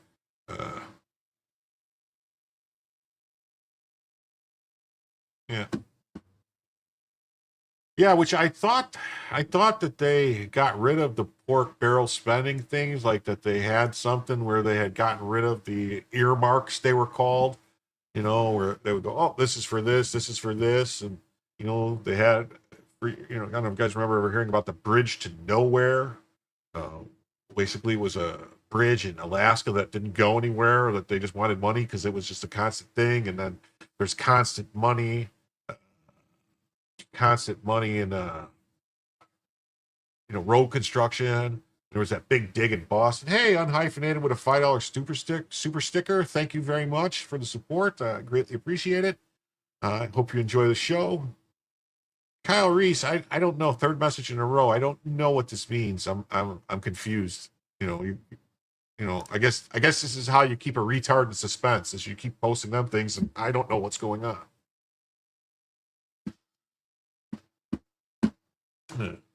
Let's see. Just moments ago, Senator Rick Scott said he's no on the one big beautiful bill in its current form, demanding more spending cuts and setting America on a path to a balanced budgets. Oh, absolutely. I'd vote no if they brought to the floor right now. Now, Rick Scott used to be the governor of Florida. He's the senator. He has a history. Like, I don't know, like if it was up to me, he wouldn't be a senator. He wouldn't be our governor. There was a lot of shenanigans with stuff. He was involved in some fraud things. Like, if I'm not mistaken, he ran a company that had like a massive problem with like either Medicare fraud or something like that. Like, I think it was all handled civilly and he was able to pay a fine or something and get out of it. This is years ago, but stuff like that, it rubs me the wrong way. And I don't really, I don't trust you. That's about it. Yeah. I happen to support the Republicans who are screaming about the raising of the debt ceiling, but I really wish they wouldn't be so public because it undermines Trump. Yeah, like they were worried about the debt ceiling because they didn't want what would happen if you get downgraded and then, the way when the debt gets refinanced, if your if your ratings are lower, your bond ratings, then you're going to have to pay a higher rate, and that's going to cause even more problems. But it seems almost like whatever they did with the whole tariffs and the different things, it caused rates to drop. at the right time for them to refinance some paper. I don't know if that was the plan. You know, I'm not a real big, you know, I think Trump is pretty smart. I think he, you know, he's made money. He's done things. He kind of probably is the most business savvy president we've ever had. But I don't think he's this 5D chess, 8D chess genius making these moves. I think he does what he thinks is going to work. He's got his gut. And then as soon as things start not looking like what he thought, he is not afraid to pull back and change his mind. That's one thing that's actually really good about him. A lot of other presidents in the past would refuse to acknowledge that they made a mistake. They would just be like, no, inflation is transitory. Let's hear what Rick Scott Senator, says. I now want to shift gears to the big, beautiful bill. Senator Ron Johnson and Senator Rand Paul are threatening to not vote for it because they say it does not cut enough spending. What is your take on the current status of the big, beautiful bill? It's passed the House. Will you be voting for it, or will you be advocating for some changes? Well, look, I think all the Ron Johnson, Rand Paul, Mike Lee, all of us, we want a bill to pass. We want a good bill. We want a bill that secures the border. We want President Trump's agenda. We want to make sure we plus up the military. We want to make sure we all the DOGE opportunities to reduce costs are part of this bill, and then this bill to the extent we can. But guess what? The Democrats have increased the budget by over 50% in the last 5 years. The House bill cuts the spending by less than 2% over the next 10 years. It doesn't balance the budget. It isn't even close to balancing the budget. So there's a whole bunch of us. We are going to fight like hell to balance this budget. I mean, you know, it's so we've got to get rid of the Green New Deal money. We've got to say, if you don't want to work, why do you get free health care paid by somebody else? Why do poor states pay for the health care of the citizens of richer states? I mean, there's so many things that there's no common sense here. So I think we're all going to fight to make sure we pass a bill that's put this in the process to balance the budget. And we can balance the budget quickly. You balance your budget. Part of it's going to be through this reconciliation. Yeah, I mean, I agree with the chat, what you're saying. It's a big fat bill. We don't need to trim the fat. We need whole leg construction. I mean, they need to go in there with a damn meat cleaver, a meat axe, and start chopping things away. I mean, massive things need to be cut. Massive things. Everywhere and anywhere that you can find any type of waste or fraud or anything that is not functioning precisely as it's supposed to, that's not working, you know, where, you know, if we could cut the federal workforce by 20%, I think they said that would cut the budget by 12% or 13%. Like that's how much money is in there. I mean, things like that need to happen. We need to really, really rethink this before it gets to the point where it collapses upon itself. I mean, that's the bottom line. If we don't make some hard choices now, we're not going to have any choices later, and it's just going to be what it's going to be. You know, I mean, it's like they want to drive us to the point where it's going to get so bad that we will get people like, you know, communists becoming leaders in this country saying like, oh, well, who cares? Because they don't care what happens, and they'll just start confiscating people's land and taking businesses and just taking money. And then, you know, eventually they run out of other people's money. Bill with the mandatory part of it will be through the budget process in September through discretionary spending, but we're going to get this done. So, Senator, would you say without any changes at its current composition, would you vote no? Oh, absolutely, I'd vote no. This bill doesn't have it. If they brought it to the floor like right now, there's not a chance that they'll get the 51 votes it needs. And see, that's generally what the problem. I'd say it's a problem. That's just. I don't know if that's a bug or a feature of the system.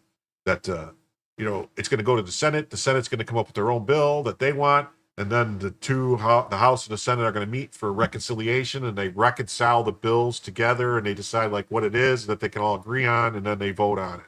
And it only needs 51 votes or whatever. But, you know, I mean, there's a lot of things in the bill that I like. I like the fact that they're trying to take the suppressors off of the NFA. I like that. I would have liked to have seen them take machine guns off the NFA too, and basically get rid of the Hughes Amendment, you know, give us our rights back. You know, I like some. It seems like the stuff that they could do it are slow walking in a lot of areas, and it seems like the stuff that they're focusing on is things that they really don't have a chance in hell of getting done. Like I don't get it. What happened?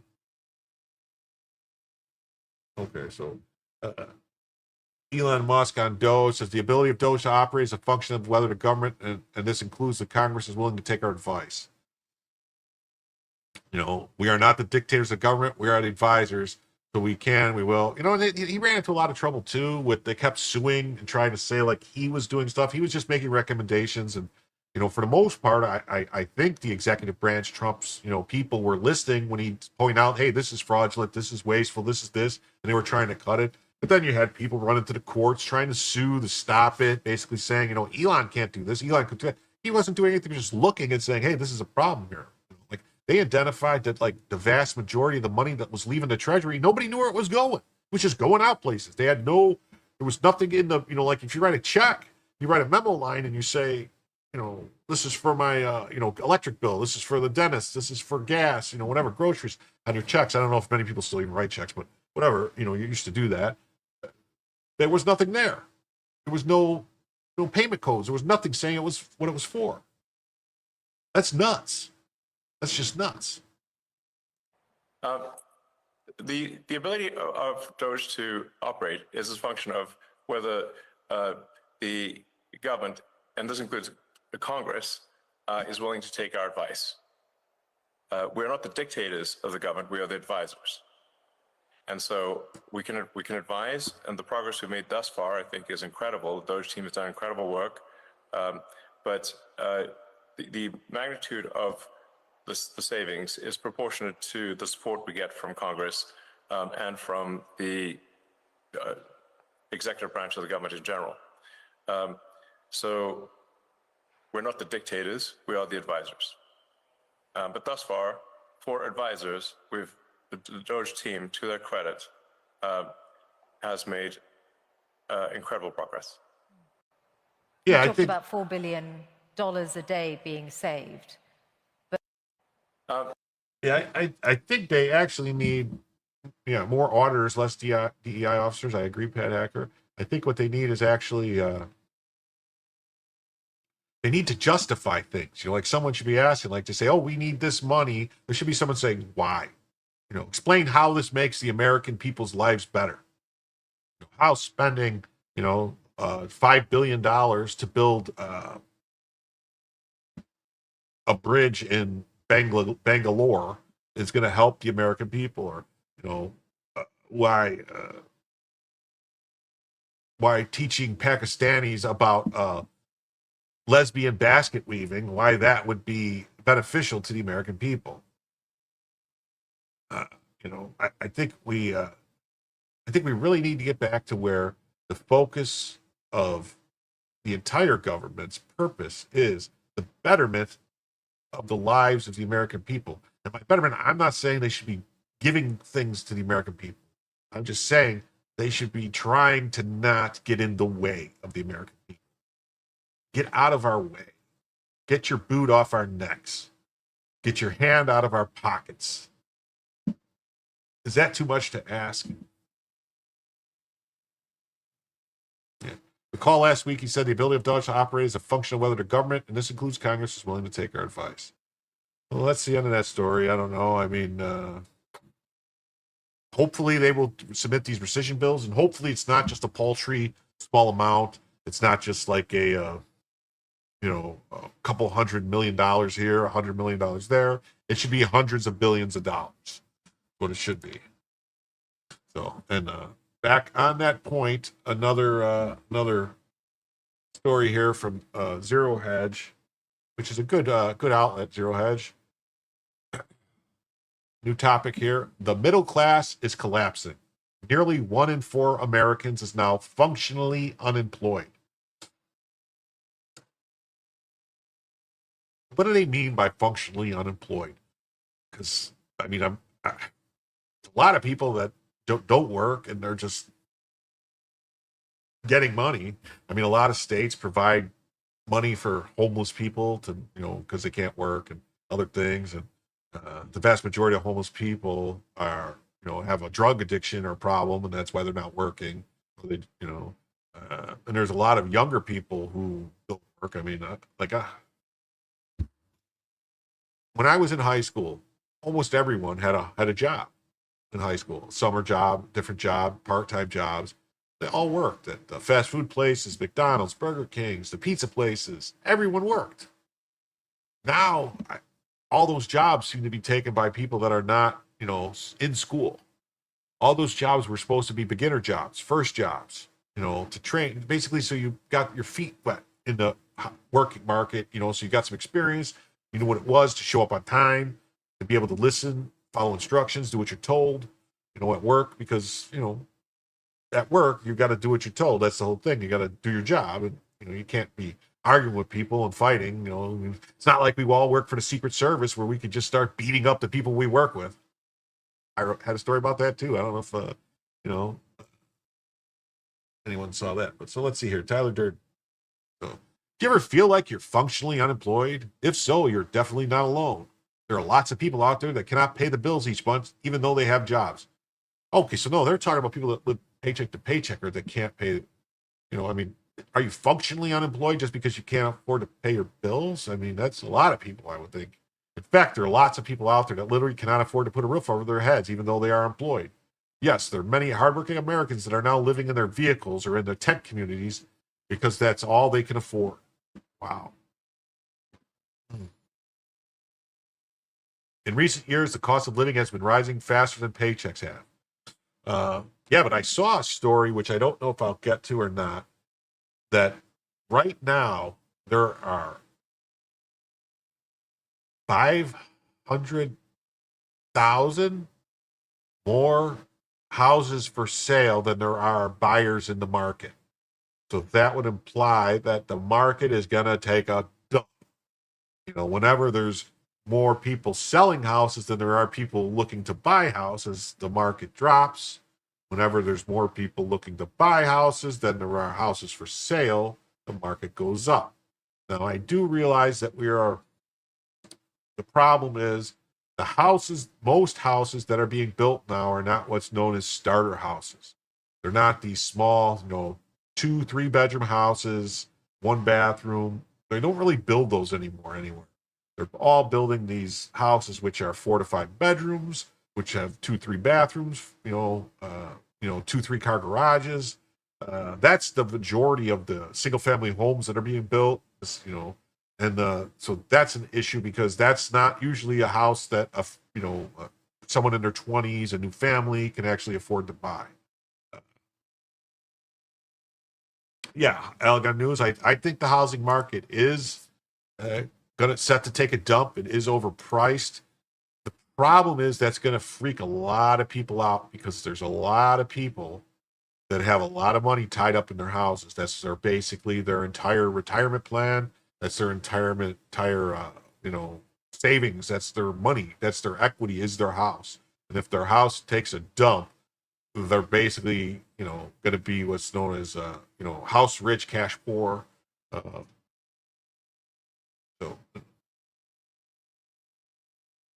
In recent years, the cost of living is rising much faster than paychecks have, and so now a substantial percentage of the population is living in a state of constant financial stress.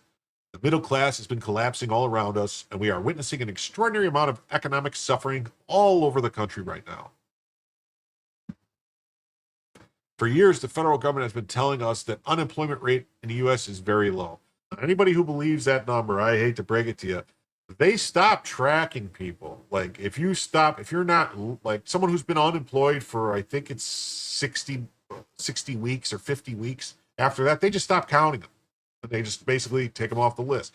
I mean, the thing to look for is the labor force participation rate, which I think is only around 58 to 60%. So what that means is that the amount of people that are actually in the market looking for work is below 60%. So that means 40% of people aren't even bothering.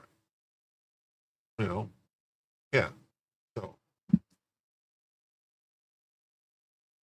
Everybody knows it's a bunch of hogwash. According to a report that was recently released by the Ludwig Institute for Shared Economic Prosperity, the true rate of unemployment in the U.S.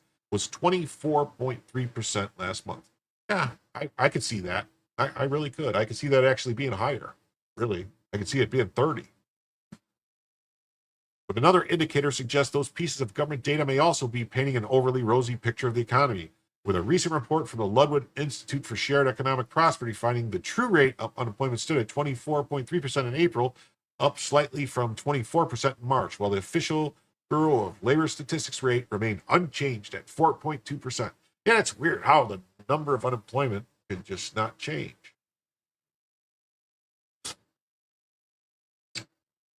I mean, how could we have any unemployment technically in this country if they're able to let in during Biden's 4 years somewhere between 15 and 20 million people came into the country and how are they surviving? Are they all working?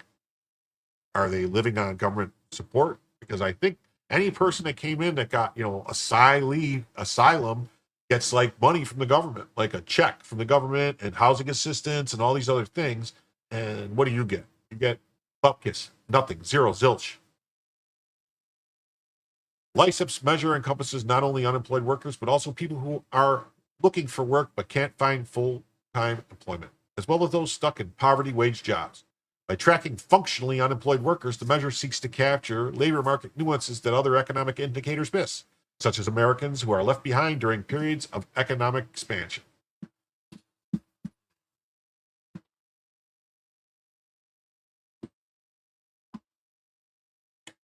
Unemployment should be around 25% or more if we are able to survive on single income, allowing for people to take care of their own kids. Well, see, that's the thing too, like that people don't want to really talk about is up until the 70s, really,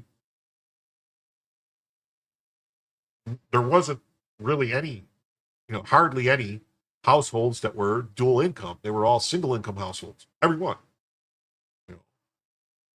You have, single wage earner that was out working. The wife was at home with the kids, 2.5 kids, one car, maybe a television, air conditioning if you were lucky, and you lived a good life. You went to good schools and, was always the goal of every parent that their kids could live a better life than them. I don't see that happening for a lot of kids these days. That I don't see them being able to surpass their parents. I really don't. It's a scary thought, but something that we're going to have to come to grips with. And I think it's only going to get worse once AI and robots, automation really, really takes hold. I mean, think of what happens if these automated cars come online and they're good as everyone says. And basically, we get rid of all the other taxis and Ubers and Lyfts and ride sharing, and it's all just automated thing owned by companies, because that's who will own all the cars, because it's going to be these huge companies that own fleets of cars. It's not like you're going to have a car and have it driving for people and you collecting money when your car is out there earning you money. No, it's going to be big corporations that own all the cars that are doing it. Today, there are millions and millions of Americans who are functionally unemployed. You can literally be homeless in a tent community and work 1 hour and be counted as employed by the federal government. Is that true? You can work 1 hour? I thought they lowered I know they lowered the full-time number till 34 hours or 36 hours.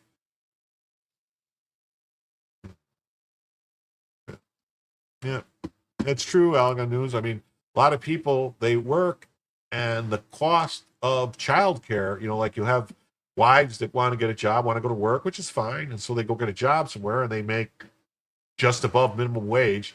And it ends up costing you, your household, more in childcare to watch the kids than the wife's actually bringing in an income.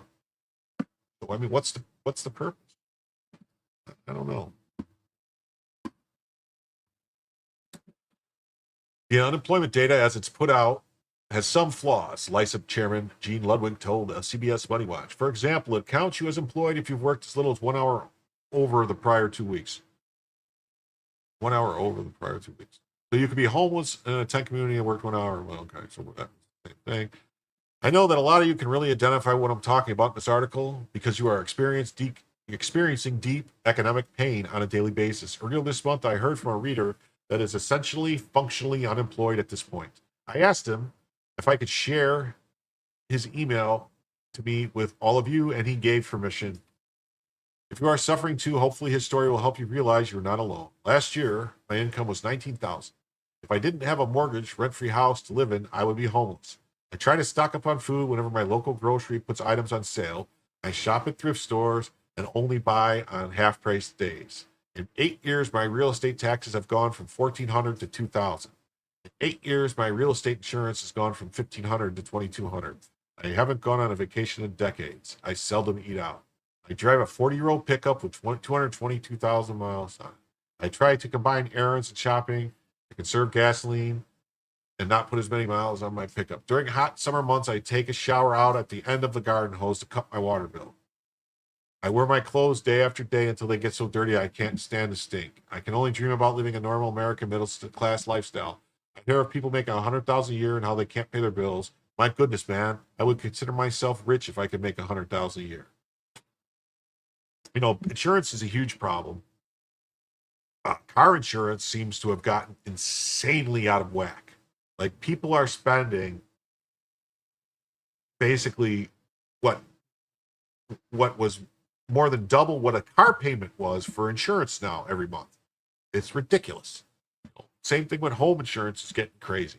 But I mean, people are spending $500-$600 a month on car insurance. And these aren't people with DUIs and a bunch of traffic and tickets and everything. This is just basically the cost of insurance. And one has to question why. Why are the insurance rates going up? And the answer is because the number of people without insurance getting into accidents has gone through the roof. Who are those people? Well, those people are people that came into this country illegally. Those people are driving without licenses and without insurance because they don't have any proper identification, so they can't get insurance. And they get into accidents. And then they just leave the car or they just abandon it and then they use a different name. And this continues and continues and continues. Countless stories that you see about on the TV of people who get people getting hit by cars and, you know, unfortunately getting injured or dying, and also massive car accidents. I mean, you're seeing these stories of the people with the trucks, the 18-wheelers, that basically they did some kind of weird thing where Biden did something where they made it so that you could come and drive with, you didn't need a U.S. license. You could drive in the U.S. with these other people, and they're just crashing into people left and right too. So, you know, yeah, the replacement cost of the car is going up, but the insurance companies always find a way where they don't actually have to pay you enough money to replace the car. They always come out with some, you know, like, well, you see, we found this one car, this one place that you could get for this price. So even though you can't find a car for that price, we could say we're going to pay you this. And then,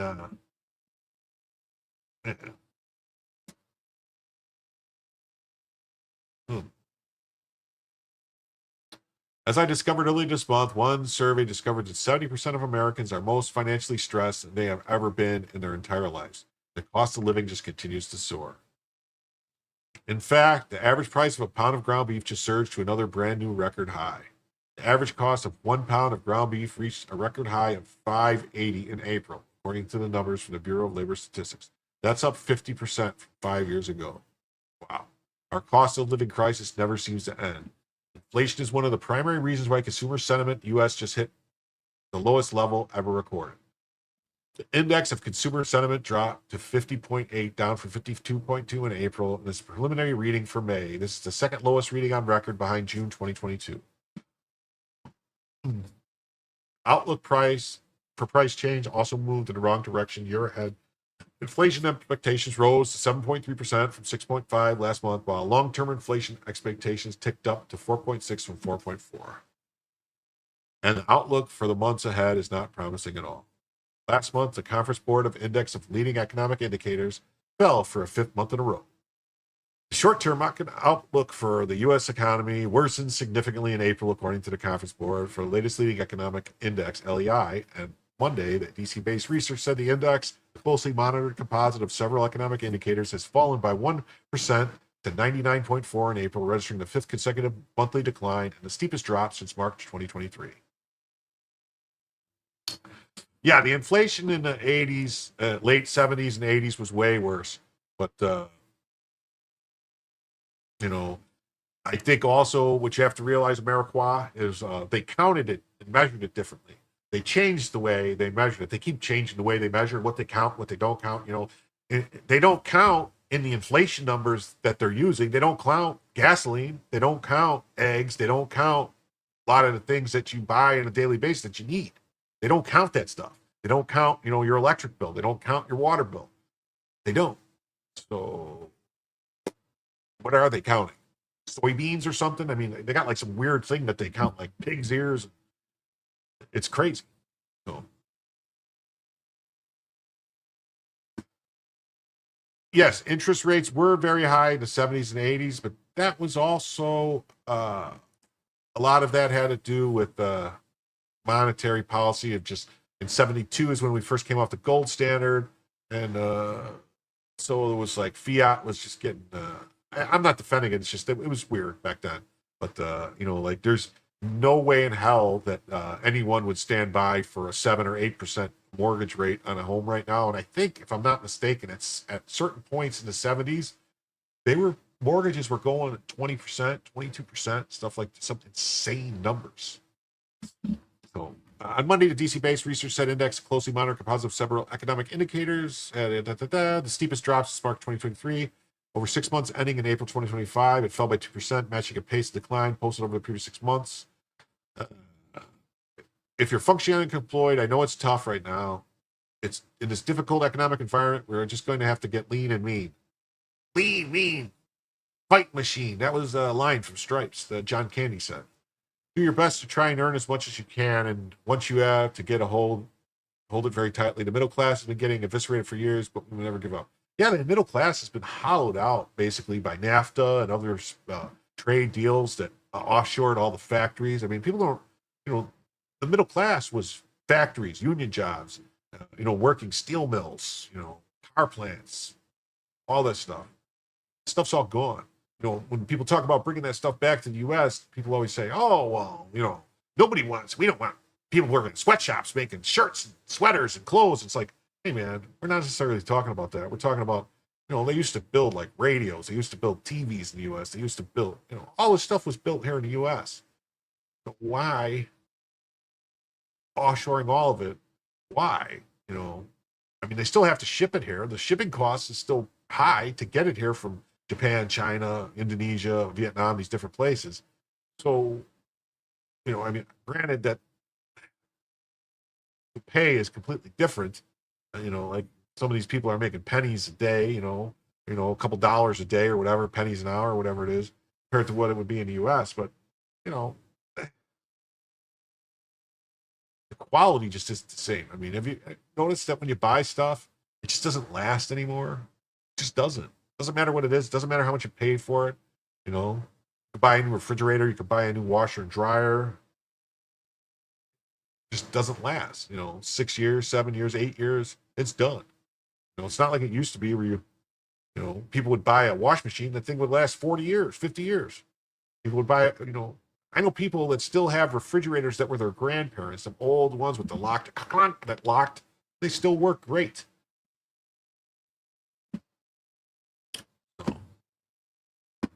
It won't be easy, but if we're willing to fight for it, we can make it happen.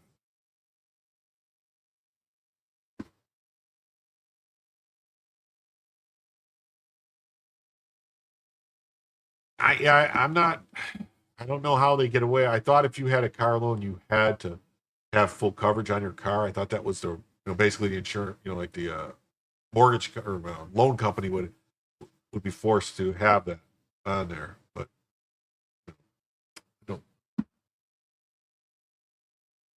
we do have some good news, though, since, that was the black pill about the economy. But we do have some good news, okay? Uncharted territory. For the first time, 50% say America is heading in the right direction. This was published May 27th, 2025. Let me blow this up a little bit more so everybody can see it. A majority of voters say America is headed in the right direction. That has never happened in nearly 20 years, Rasmussen reports, has been posing the question. A Rasmussen survey taken May 18th to May 22nd and released Sunday said 48% of Americans say the country is headed in the right direction, while 47% say the U.S. is on the wrong track. 5% are not sure. Rasmussen's Mark Mitchell put the numbers in context, saying, in 20 years, the percentage of people who say the U.S. is headed in the right direction has never been higher than today. Could that be possible? It's never been higher than 48%?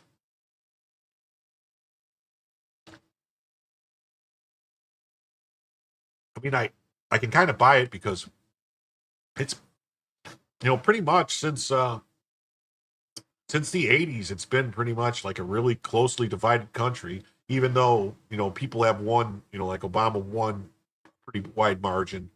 But when you really look at it, it's still pretty closely divided when you start looking at the states and how voting patterns were and what people actually believed. And, Obama came in with those hope and change and really didn't change very much. You know what they say, hope in one hand and crap in the other, and see which one fills first. As the pollster began conducting its right track, wrong track surveys in 2006, the sharp-eyed and those critical of the administration were quick to note that technically 48% is not a majority. For that, you need 50%. Indeed, search Rasmussen right direction on X, and you'll find a run of people quoting Grok saying the same thing.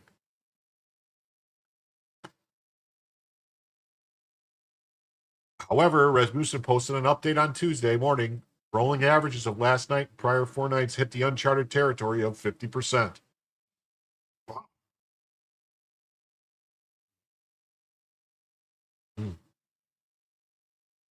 U.S. voters increasing optimism. 50% say America is heading in the right direction, including 31% of Democrats. 31% of Democrats, huh? I wonder how many of those people say they're Democrats, but they're really not. That they're like, JFK Democrats, they're not really Democrat, because technically Trump was a Democrat until he wasn't, all through the 80s and 90s and early 2000s, Trump was a Democrat. Ronald Reagan was a Democrat in the 50s, 60s, I think, right up until he became a Republican when he ran for governor of California, if I'm not mistaken. But even look at RFK Jr. He's not, he had to leave the party. I think the party of the Democrats abandoned the working class, the people that made them the party of the people, the party of the working man, for these other fringe groups. And it's really, it's sad to see. It really is. We want 2 strong parties, basically, instead of this weird thing we have now. Real Clear Politics is also seeing a huge swing towards optimism. The November 2024 survey indicated 63% believe America was on the wrong track, with only 26% saying the U.S. was on the right track, a difference of 37 points. Wow. Today, 51% say America's on the wrong track, with 44% saying we're on the right track, a difference of 7 points. That's a 30-point improvement in a matter of months. Never thought I would see it. Wait a minute. What is this? Wait, now he's saying 13% wrong track, 40. Oh, they say Real Clear Politics, average. Okay. Never thought I would see it, Mitchell told the Washington Examiner. I didn't think the Republican Party understands the gravity of the gift which President Donald Trump has given them. Unprecedented presidency. While not commenting directly on the polling that America likes what they're seeing from his administration, Trump on Monday offered his own enthusiastic take on the nation's direction. In a Truth Social post, Trump declared, our nation is staging one, if not the greatest, fastest comebacks in history. In just 4 short months, we are respected again. Respected like never before. And just wait. With many trillions of dollars of investment in plants and factories, until you see the numbers on growth. This, indeed, is the golden age of America. If Rasmussen and Real Clear Politics polling is accurate, Americans are starting to believe it.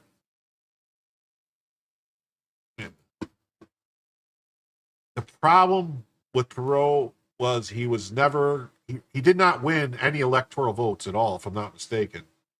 He did win, sizable, percentages, but he did not win any electoral votes.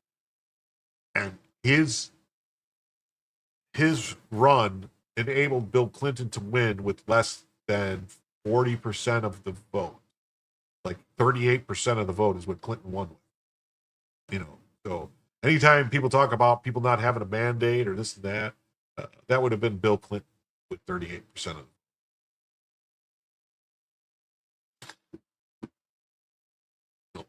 it. So that's that story. It's very sweet, short, about the polling stuff. But there is another story that's kind of connected, and that would be this one. It's the daily presidential tracking poll. Okay, and that's from today, March 30th. Get a load of this one. The Rasmussen Reports Daily Presidential Tracking Poll for Friday shows 53% of likely U.S. voters approve of President Trump's job performance. 46% disapprove. So that is a majority. 53% approve of President Trump's presidency. Yeah, I agree. Perot would have been better than H.W. Bush, definitely, as a president. But he just did not. It's quite possible that moneyed, forces had him run, and so that the Democrat could win. Because, what was Bush's whole crime? Was the no new taxes? Read my lips. No new taxes. And then he let the Congress, which was controlled by Democrats. Yes, Congress, was controlled by Democrats, raise some taxes. And, I guess he could have vetoed it. But, I don't. So the latest figures include 37% who strongly approve what he's doing and 37% who strongly disapproves. That gives him a presidential approval index rating of 0. See trends. So here it is. See? So it says here January 23rd of 2025, 56% approved. And it's gone up to 54%, down, up, down, and then it's up here 53%. And then here's the strongly approve, strongly disapprove. Strongly disapprove is down, strongly approve is up. It's been up and down, up and down, up and down. Some readers wonder how we come up with our job approval ratings for the president, since they often don't show a change as some other pollsters do. It depends on how you ask the question and whom you ask.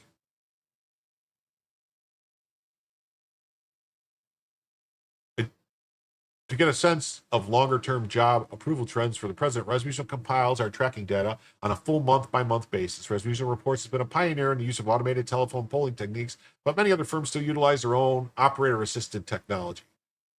Daily tracking results are collected via telephone surveys of 300 likely voters per night, reported on a 5-day rolling average basis. To reach those who have abandoned traditional landline telephones, Rasmussen uses an online survey tool to interview randomly selected participants from a demographically diverse panel.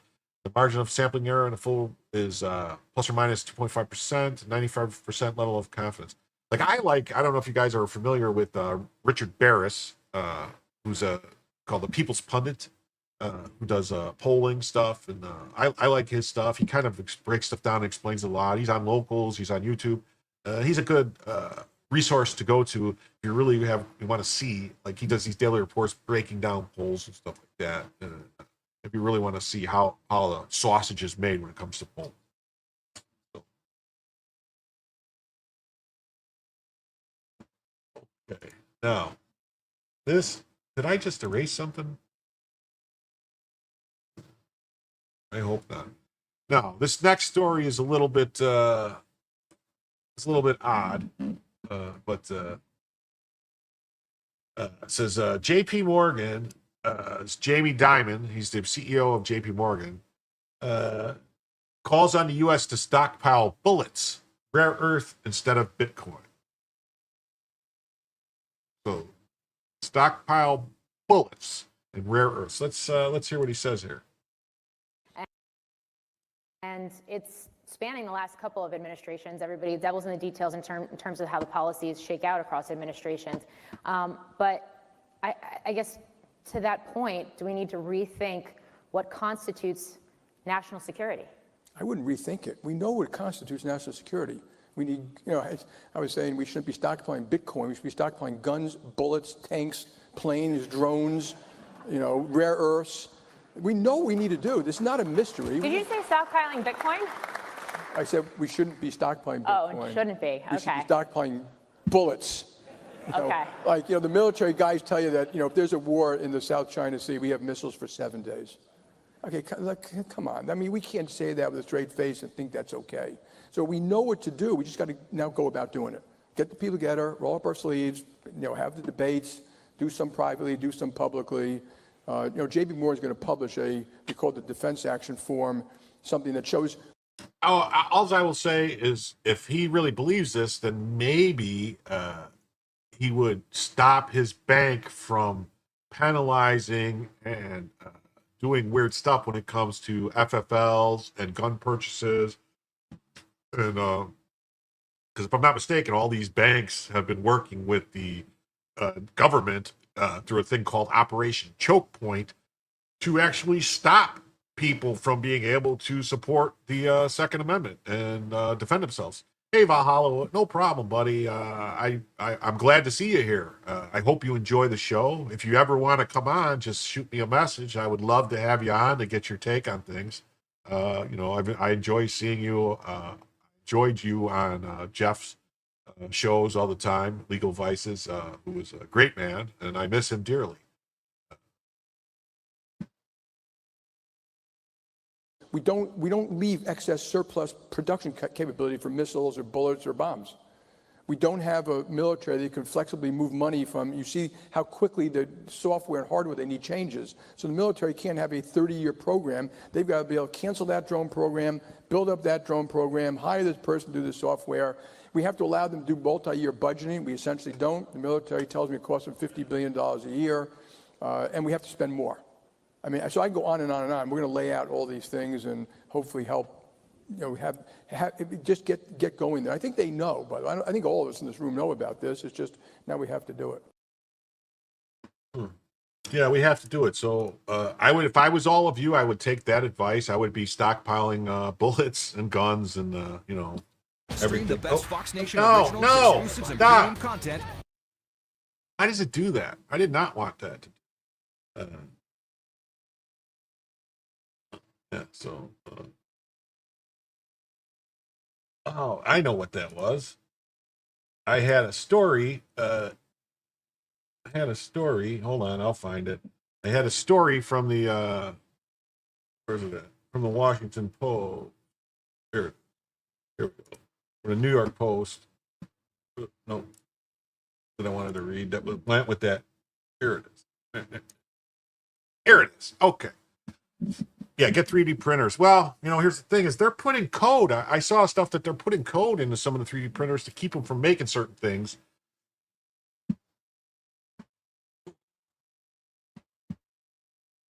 So I don't know, but they're trying to.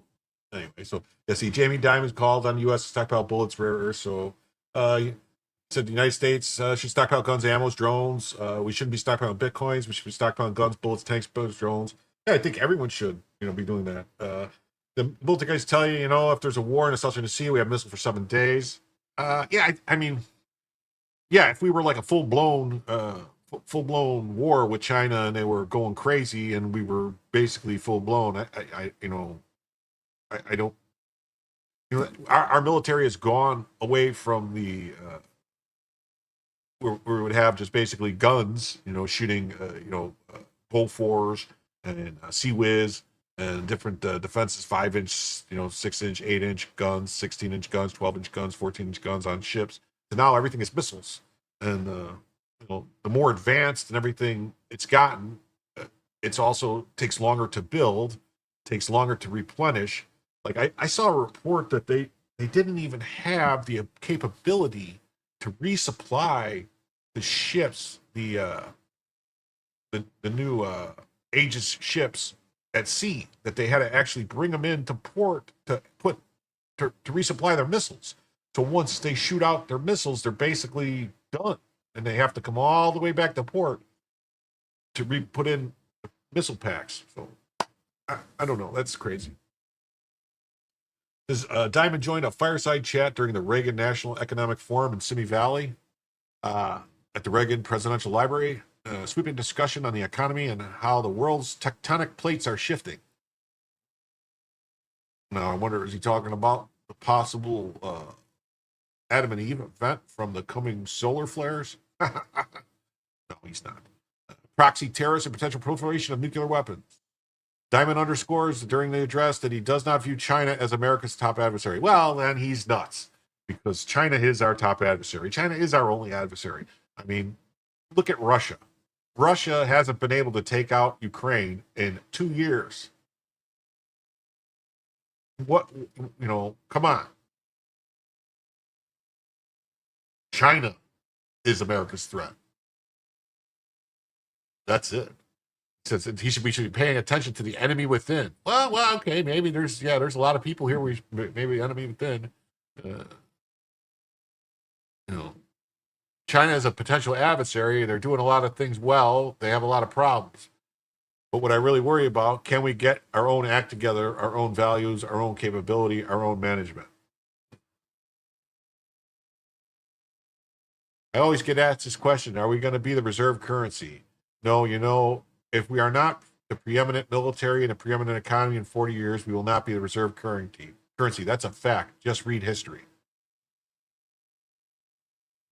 Yeah. He referenced the U.S. government as a leviathan that's too weak to carry out policies while simultaneously imposing things on the American public that they're getting sick of. Yeah, totally. This guy's on it 100%. It's too big and unwieldy, and basically its whole purpose is to inflict pain on the American people, to make us suffer. So that, and say, thank you, sir. Have some more. Diamond argued that instead the U.S. needs to celebrate its long-held values. Oh, God. Celebrate our virtues: freedom of speech, freedom of religion, freedom of enterprise. Well, let's look at this. Freedom of speech. Hasn't that been under attack like crazy all over the place? I mean, isn't Europe and all these other countries talking about punishing Americans for what they're saying online? I mean, hasn't you seen stories about kids getting suspended and kicked out of school for having shirts that say things like "there's only two genders" or any things along those lines? Freedom of religion. I just saw a story from Seattle, Washington, where there was a church group that was doing a prayer concert in a park that got attacked by a bunch of Antifa. And then the mayor of said town in Seattle says he wants an investigation as to why that church was allowed to have a permit to have a prayer concert at this park. Nuts. Yeah, I totally agree. Amy Coney Barrett sucks. There's also the case that she recused herself on, JJ, which was about the school vouchers in Oklahoma, Nebraska, where they pass a law in the state saying that, no, vouchers money, you can use that to go to a private school, any type of private school. It doesn't matter if it's religious. It doesn't matter who owns it. It's your money. Use it how you want. And then someone sued. And the Supreme Court of Oklahoma or whatever said, no, you can't use money. Any money that you get from the government cannot be used for anything religious. And it was 4-4, so that was upheld because Amy Coney Barrett, because she worked for some short period of time in some kind of law firm or some kind of pro bono work with Notre Dame, University of Notre Dame or Notre Dame Law School or something. So that she kind of recused herself. So I mean, why didn't any of the liberal justices have to recuse themselves? Because, they definitely worked on the opposite side of everything when you think about it, all these other things they're involved in, but they never do. Yeah, I agree. I would be 100% in support of 9 Clarence Thomases on the Supreme Court. I would have zero problem with it. I think that's the way to prove to the whole world that this country is not racist, by having the entire Supreme Court 9 Clarence Thomases. Yes. And technically, if they even want to, they could, mess around with the genes or whatever, a couple chromosomes there, and make a couple of them female. So we'd have some Clarice Thomases. But it would be fine with me.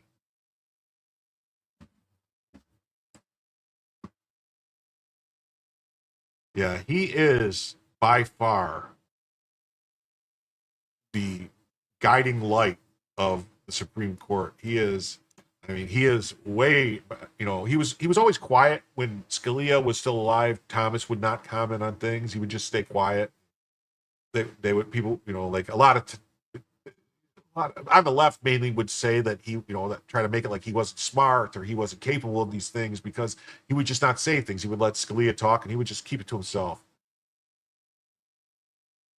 But he's talking a lot more. And I heard, I don't know if it's true, like I really wish they would get video cameras in there, but I've heard, pray tell, some rumors that when certain other Supreme Court justices, let's say newer Supreme Court justices,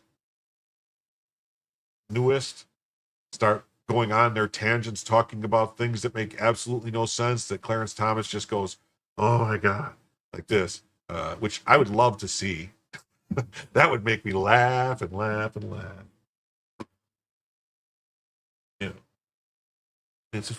We don't have to talk that much to each other.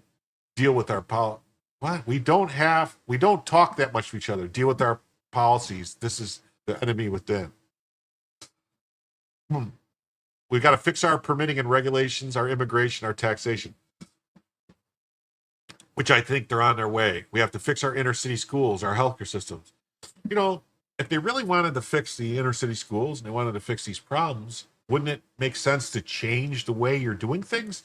I mean, we've been doing the same thing for almost 50 years with the schools, and they've only gotten worse. They just keep spending more money, throwing more money and more money and more money. And all they've done is increase the number of administrators. They've just increased the number of principals and vice principals, counselors, and different, human resources and all these different things, but they haven't increased the number of teachers. They still have the same problem with the number of students per class, which you would think wouldn't be a problem because haven't they said we've had this whole problem with birth rates and our declining population growth? So technically we should have less kids in school, right? But for some reason it's causing more and more and they need more. I'll stop. The bipartisan event works to promote Reagan's enduring belief. So what do you guys think? Should we listen to Jamie Dimon? He's pretty smart, he runs JP Morgan Chase, he says we should buy more guns and ammo, so I think I'll say do it. Okay. All right. Now we're going to get into something kind of dark. Democrats pledge impeachments and prosecutions when they return to power. Oh, damn it. I went over 2 hours. Oh, well.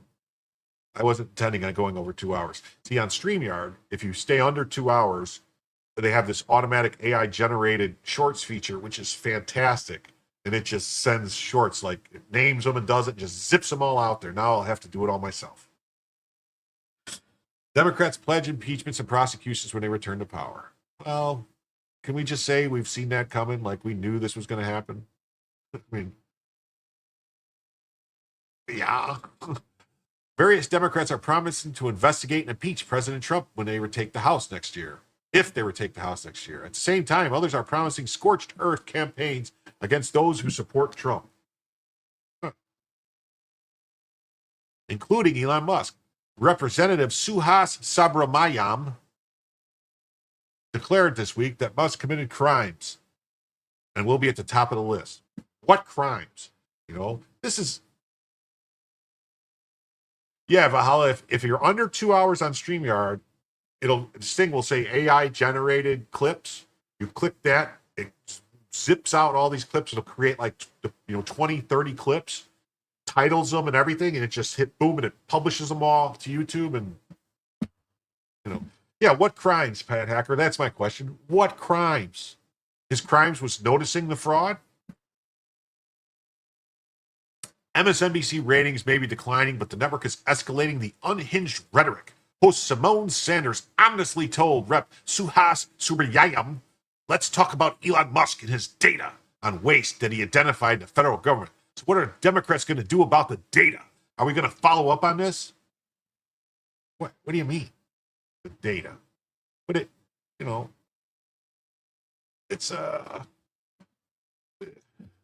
this is ridiculous.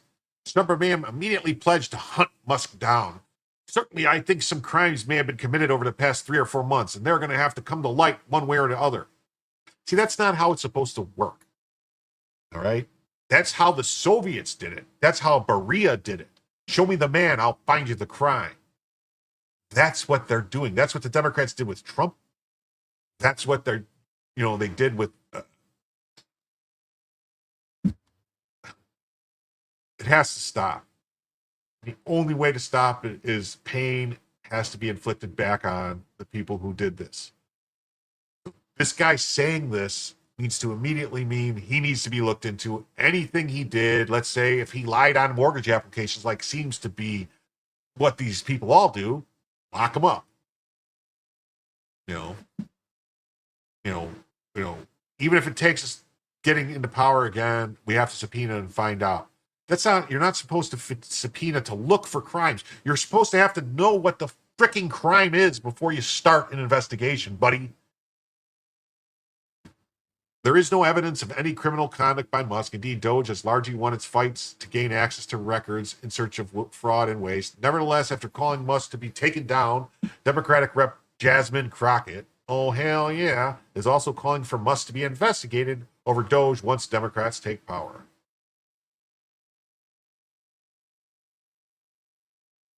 It is otherworldly to see Democrats raising prosecution threats against the efforts to reduce the size and waste of government. One can certainly be critical of some of the cuts under Doge, but few would disagree that Musk helped find billions in waste, including some shocking revelations about the inefficiencies of our government.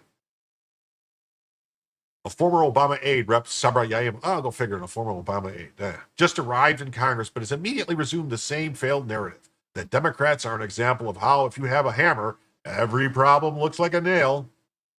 They need to come up with a better saying. That's old. There was return to the same script from pledges of prosecutions to impeachments. Alexandria Ocasio-Cortez has even reimagined the defund the police campaign into an abolish ICE campaign. Yeah, that's really what we need to do. Yeah, abolish ICE. Ugh. Resisting immigration enforcement, downsizing government, and other issues are only moving the party further from the center of this country. The threat only reaffirms my call yesterday for President Trump to award Musk the Presidential Medal of Freedom for his contributions to space exploration, electric vehicles, free speech, and other public service. Elon has lost a fortune in resisting these attacks and threats from the left. The government owes him a great debt.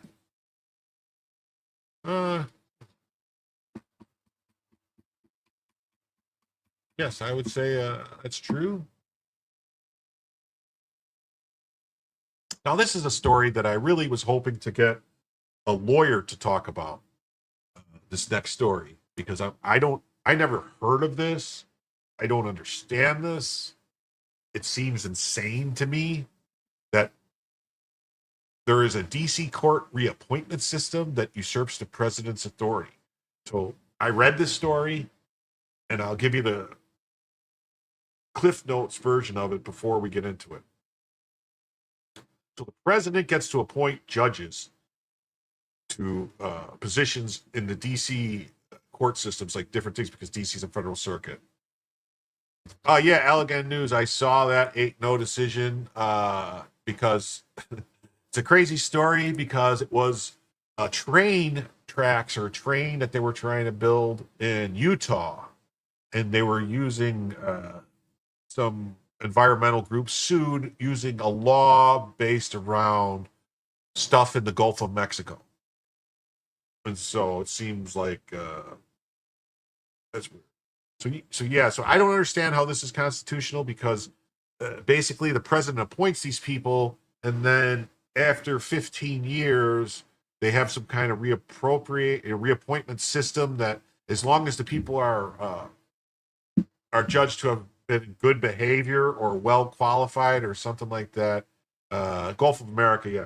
sorry about that, then they just automatically get reappointed again, and it just usurps the president's authority. Like this shouldn't be possible. This seems to me that this is unconstitutional. It violates the president's authority for appointments and also for the Senate's confirmation. Like this might be another thing Trump needs to basically to challenge. Law and order in the District of Columbia is a disgrace, in no smart part because of its activist local judges chosen and reappointed through an unconstitutional process.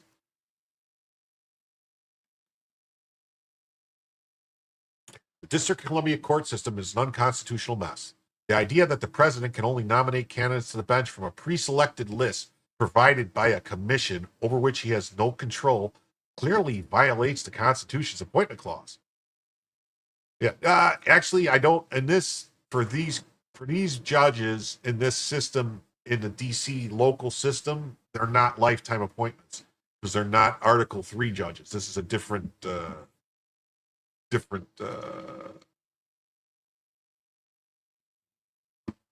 court system. I think it's kind of like I think magistrate judges are this kind of same type of thing. Like magistrates are not lifetime, and like I don't think bankruptcy judges are lifetime. I don't think the copyright judges, I don't think are lifetime. I think those are maybe. Like I said, I wish I had a lawyer on here that actually understood this.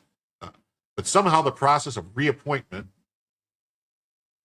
in the District of Columbia is even worse. There's a similarly bizarre committee, the Commission on Judicial Disabilities and Tenure, evaluates judges whose terms have expired, after which it can usurp the president's nomination and appointment powers, as well as short-circuit the advice and consent function of the Senate. In other words, this commission and this commission alone can decide whether judges will continue to serve despite what the president, the Senate, or the people the president and the Senate serve want. President Trump and Attorney General Bonnie should consider taking action to remedy this constitutional abomination. Judges for the District of Columbia's local courts are appointed for 15-year terms, after which, if they are not too old, they come up for reappointment. Under Section 433C of the DC Self-Government and Governmental Reorganization Act, a judge who's up for reappointment is evaluated by the Commission on Judicial Disabilities and Tenure, and CJDT reviews the judge's records and seeks feedback from outside parties.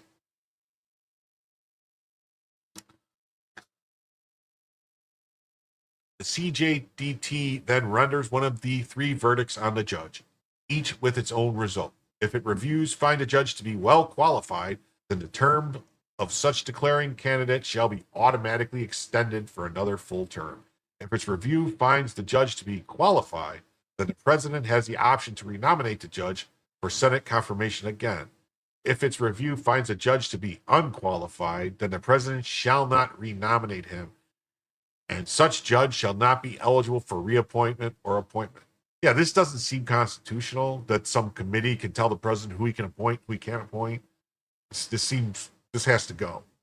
This statutory scheme is obviously unconstitutional. Both the well-qualified and unqualified consequence violates every element of the appointments clause. A well-qualified judge is simply reappointed by fiat. This removes the president entirely from the appointments process and the Senate from giving its advice and consent.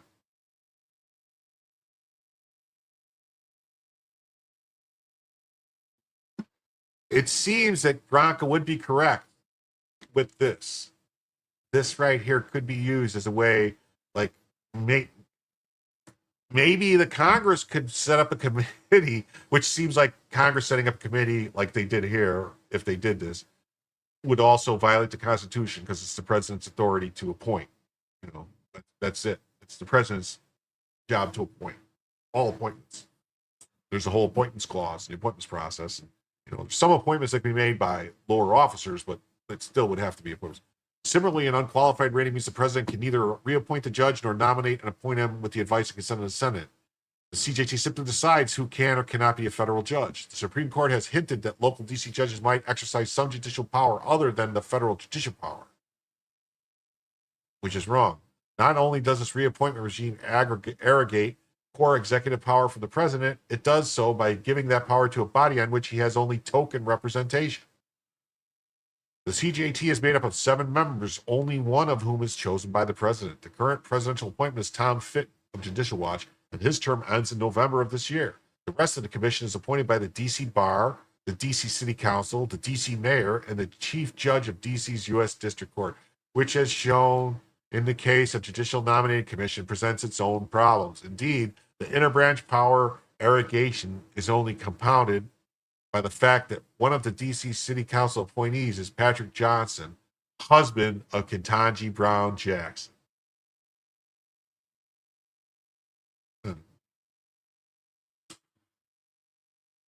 Because both the nomination and appointment of judges are core Article 2 powers, having that power exercised by an independent body wholly outside the president's control is constitutionally untenable.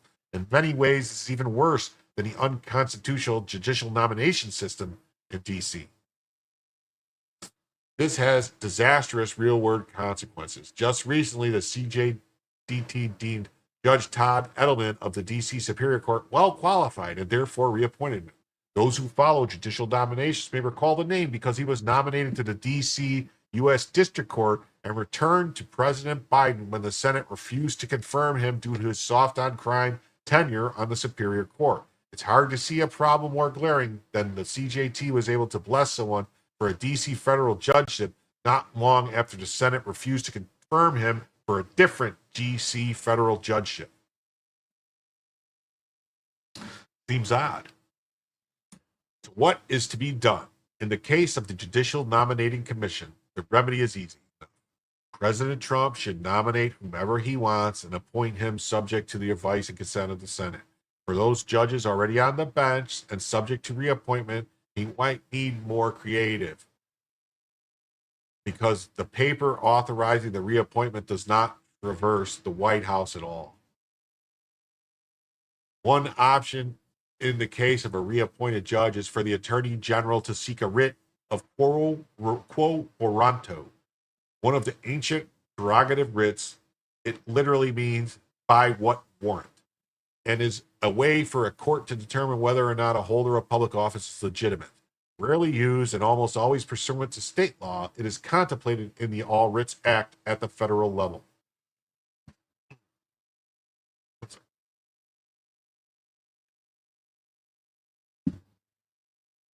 The limited precedent on the subject seems to indicate that the Attorney General has the power to seek the writ.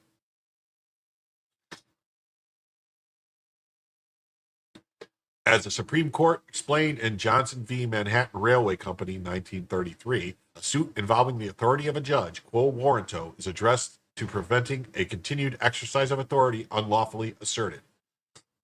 It is an extraordinary proceeding, prerogative in nature, and in this instance could have been brought by the United States and by it only, for there is no statute delegating an individual with the right to resort to it.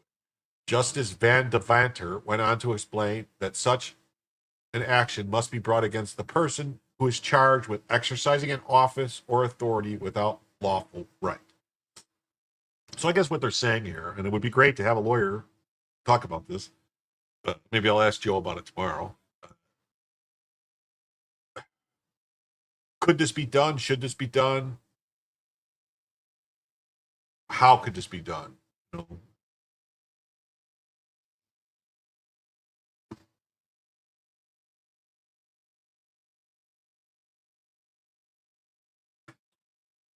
So if Attorney General Bonnie wants to do something about Judge Edelman, quo warranto may be the way to go, and she's the one to do it. The other option that could be undertaken along with the Attorney General seeking a writ is for President Trump simply to fire everybody but fit on the CJDT. If there's no functioning CJDT, there's no possibility of reappointment, and the seats would open up for replacements as with all other fixed-term Article 1 judgeships.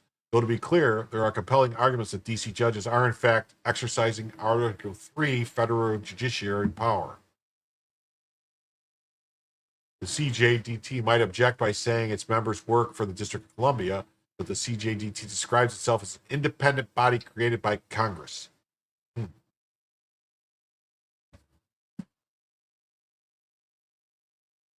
A creature of Congress that wields core Article 2 power should be subject to executive control and termination. Furthermore, a majority of the funding for the CJDT comes from federal appropriations and not from the District of Columbia budget. So either the CJDT members comply and President Trump ends his constitutional monstrosity, or they will resist. You know, the District of Columbia was never supposed to be what it is now. It was never supposed to have people living there. It was supposed to strictly be government offices, government buildings. It was not supposed to have residents. It wasn't supposed to have people living there. It was just supposed to be people working there. It was carved out of 2 states and given this area that was supposed to be never part of a state, supposed to be federal land, and it was supposed to be a diamond. But then part of it was given back to either Maryland. So it's not the diamond. Is it Maryland? Or is it Virginia? Anyway, I digress. Point being is, all the areas of DC that are not used for federal buildings, so any areas of DC that have people living there, have housing complexes, have houses, should be given back to Maryland or Virginia or whatever state it is that's right there that it should be given back to. Just give it back. And then the only area that should be DC, Washington, DC, should be the government buildings, the government land, the federal land that nobody is living on, that has no residents.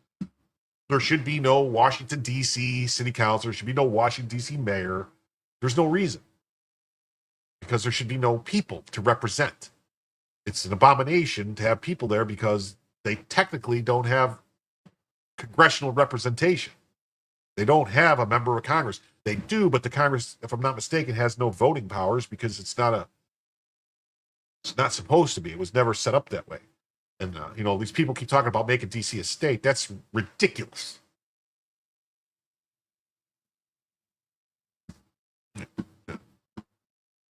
That's the easiest way to handle it, Death Angel Shadow. Just give it back. Give the land back to the states they came from. Go back to whence they came.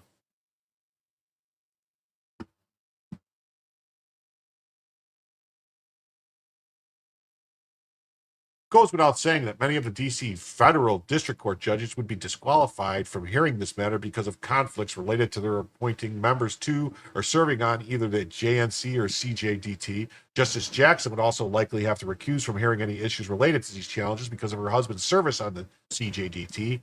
Law and order in the District of Columbia is a disgrace, in no smart part because of activist local judges chosen and reappointed through an unconstitutional process. As President Trump seeks to make D.C. safe again, he should act where he has the authority to do so and fix the broken reappointment system for the D.C. courts. I agree. So, yeah, all the Bureau of Land Management should go back to the states.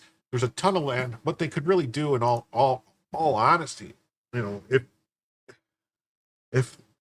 if we really are having a housing crisis and we're really having a problem with people being able to afford housing, we could open back up homesteading. They could open up land. There's all these calls for reparations. If they really wanted to, they could actually fulfill the promise of 40 acres and a mule and just, give them 40 acres in the middle of the Nevada countryside or wherever other land. I mean, I think Nevada, if I'm not mistaken, is like 90% government land. Oh man, thank you, Mr. Low Watermark, who's a regular guest on the show on Sunday nights. He's a very nice man. He's an expert in IT and internet things. He's a great guy, and I really like to thank him for the 10 gifted memberships. And while we're at it, let's see who got those memberships. We got Robert Glock got a gifted membership. Rudd 1RN92. Patrick 7 got a gifted membership. Maybe Sunshine, Gina Oxen, Vanilla Gorilla. Vanilla Gorilla, that's a cool name. Russifus, FedX, I'm sorry, Jeff N4 Pod, HT got a gifted membership. Make sure you thank Low Water. Okay. Okay. Now I have another story, which might as well. Screw it. We're going for it. We're doing it. Breaking.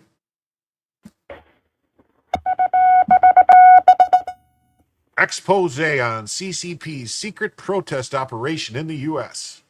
What if I told you? What if I told you? That sounds like, I want to sound like a Outer Limits or Twilight Zone. What if I told you that there was Chinese people trying to rule your country? What if I told you foreign powers are paying Americans to protest and riot on U.S. soil? I would say, no shit, Sherlock. Where have you been? Caught. CCP running a massive influence operation right under our noses. Well, they can run some big operations under Rekida's nose. Jeez, I'm being jokey tonight. I think I need some sleep. See, oh, here we go. Look at Kenosha, Wisconsin. I think that most fiery but mostly peaceful. Can you afford to leave your job and go protest or riot for a week on end? Can you afford huge piles of expensive bricks for your fellow rioters to throw through windows? Not me. No, well, neither can the Democrats. Billionaires like Soros pay, and so do the Chinese Communist Party. Hey, hey, hey. Confirmed protesters getting $200 per day to push Chinese propaganda. Caught admitting it on tape. Democrats screamed, Russia, Russia, Russia for years, but it was all a lie. But they are blatantly taking mountains of cash from China. China! Paid protesters, black, white, Hispanic, Chinese, all getting CCP money to spread pro-Marxist propaganda. It's not grassroots, it's AstroTurf, and it's paid for by our foreign enemies. I mean, look at these things. This is nuts. But it gets worse. Bomb threats, tire slashings, death threats, half price, more, more, more. All traced back to Chinese operatives. Bombshell leak doc shows Xi Jinping personally ordered his disinfo campaign direct orders to use unconventional strategies against their targets, the American people.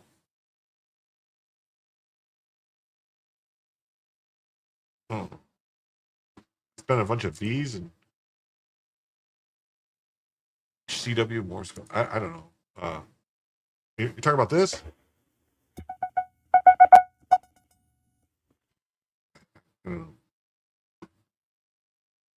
And look, why is nobody pointing out that this guy is a Nazi? I mean, look at it. He's throwing a Heil Hitler up there. You see it? See what he's doing? He's doing a Hitler salute. He's doing it.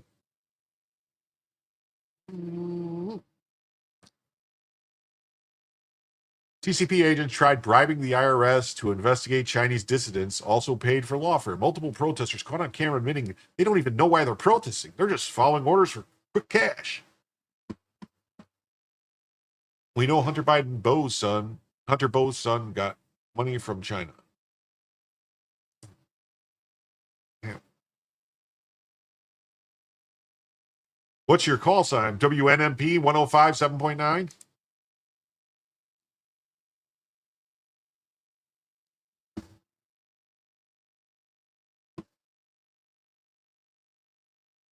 Why are we letting China corrupt our systems like this? Because Democrats want the illegal funding. And that's not the only way they take it. Look at this. Act Blue. N4 Pod. Oh, that's cool. That's cool. I tried to learn the Morse code. My grandfather was a hamster, as they say, and he talked to all these people. He tried it. I couldn't. I couldn't figure it out. I don't know. Maybe I was just lazy. I always think I was 10 years old at the time he was trying to teach me, but what are you going to do? Well, let's look at this. So the foreign money scandal that could rock Act Blue. Because they, the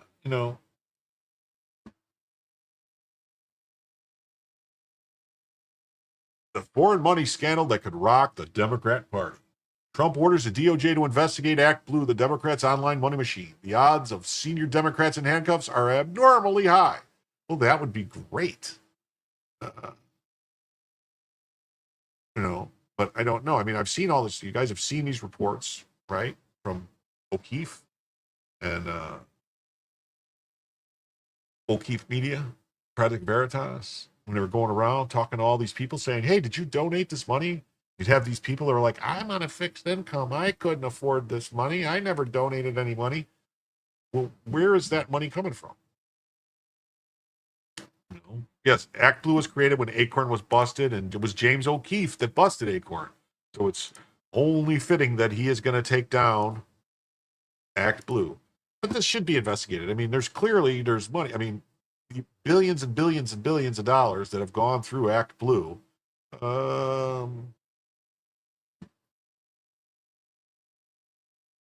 They need to look into it, because I bet you a lot of it, I think they're not checking. It's money's coming from foreign sources.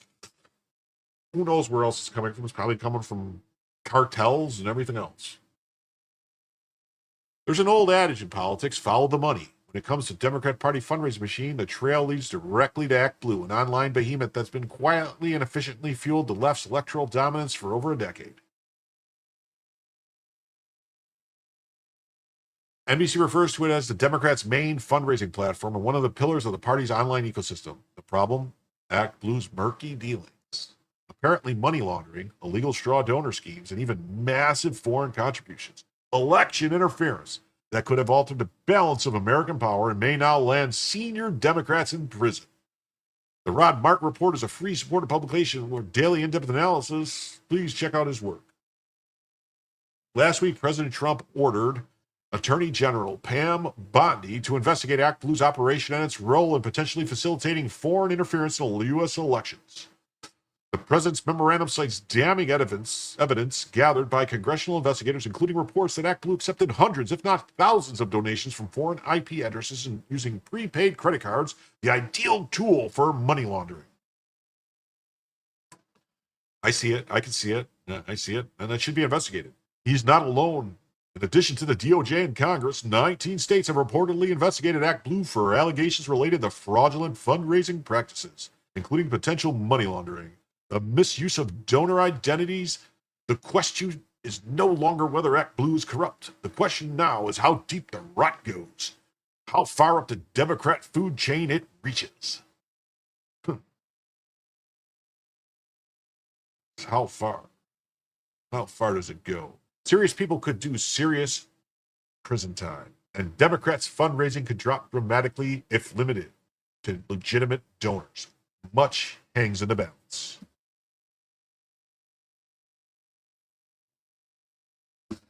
That's very interesting. Very interesting. Pattern shows coordinated attack on American soil by foreign agents. Chinese security officials caught discussing plans to eliminate targets in America. Trump needs to invoke the Alien Enemies Act against them. Against the Chinese. I mean, you guys saw the reports, I'm sure, about the Chinese police stations in New York and other cities that they had set up where they were, I don't know, extorting people or going after people, doing things to people in America, citizens of America or immigrants to America that were here on green cards and stuff because of family members in China. I don't like that. I don't think that should be allowed. I think that anyone involved in that should go to prison. The CCP is infiltrating our communities, funding Democrats, and manipulating our people. It's time to stop these blatant criminal acts of war. China is not our friend, but they are the DNC's friend. Don't forget.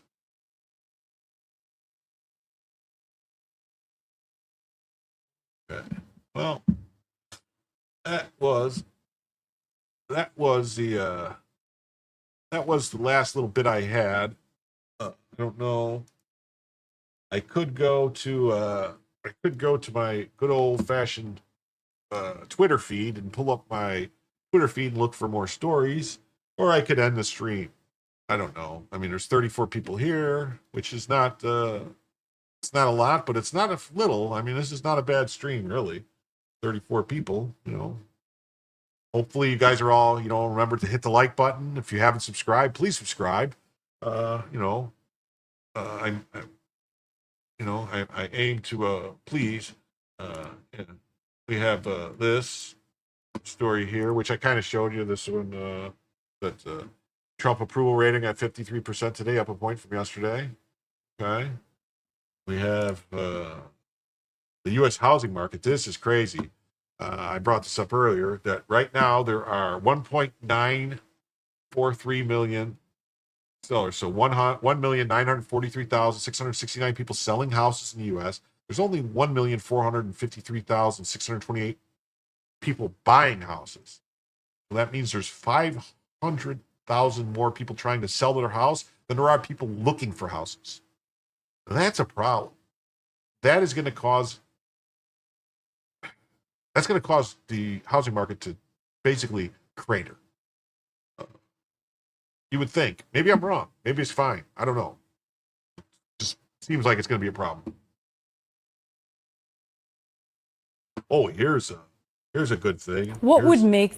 Here's a good you guys know Phil Holloway. He was the attorney, and he's a Atlanta-based attorney who does a lot of good stuff on. Hold on.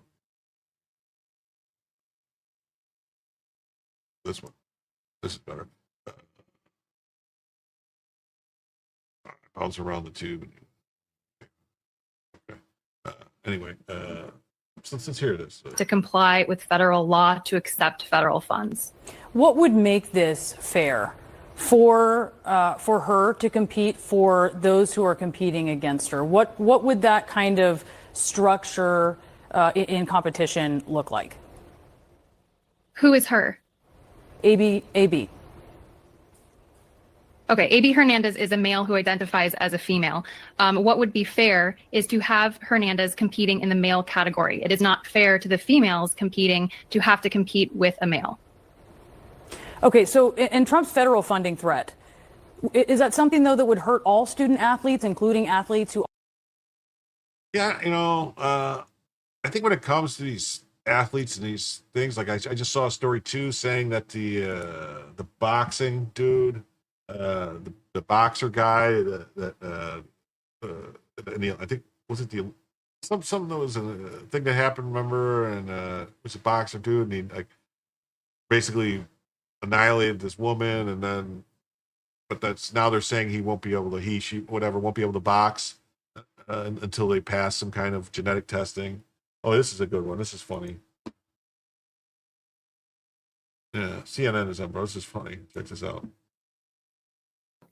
Talk to any CEO, major, Fortune 500 company. They'll tell you that their bottom line, dollar-wise, does better when there's more diversity in the room. But many of these... That's not a bad thing. It's a good thing. It's made us stronger. Many of these companies, though, are ditching their DEI and I don't programs. know why. I don't know why. You don't know why, because that's a lie to say that diversity is our strength. I mean, think about how that sounds. Like, yeah, put 10 people in the room that all speak different languages, and how is that company going to make any money? Oh yeah, we saw this. He says, buy stockpile bullets for reverse. This is the CCP thing. This is a massive scandal that saying that Fauci tortured and killed children for secret experiments and buried them in mass grave in New York. Is that true? I don't know. I mean, I don't know. Oh, this is cool. This is a shark. Look at this. Is this real? This is saying a 20-foot shark was spotted in some lake. You see it? I mean, look at the size of this thing.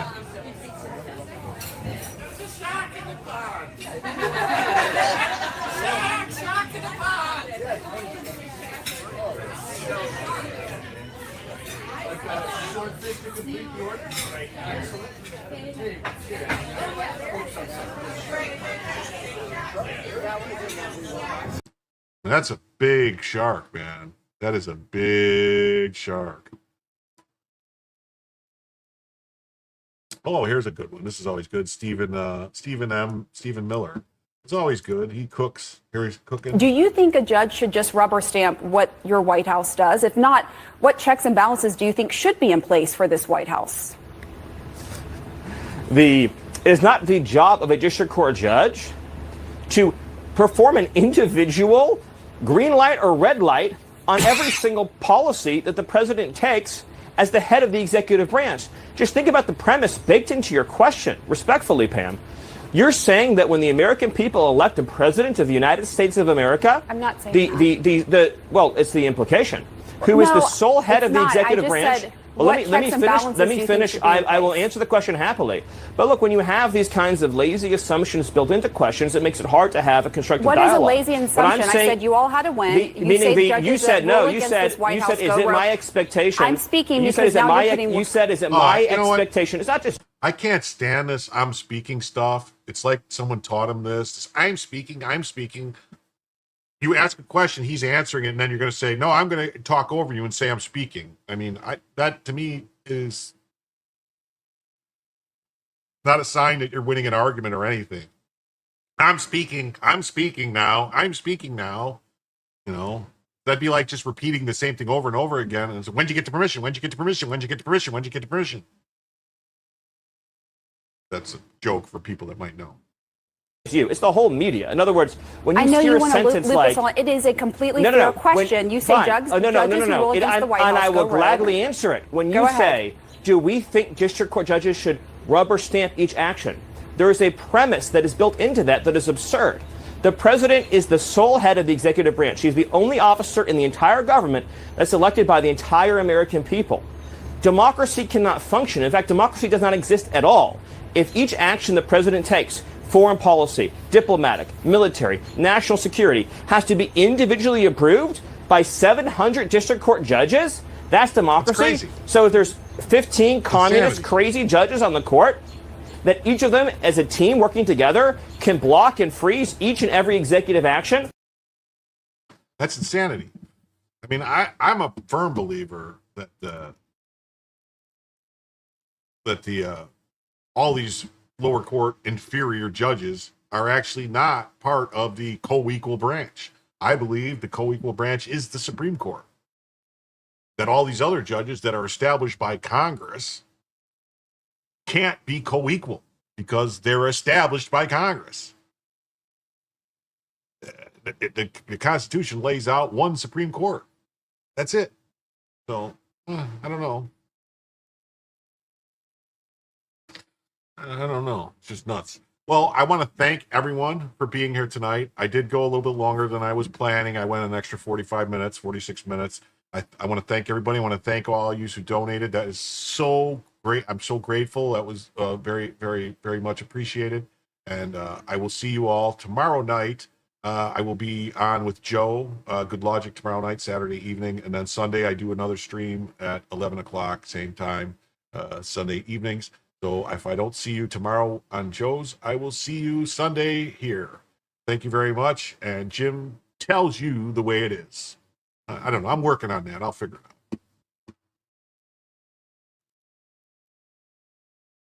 it out.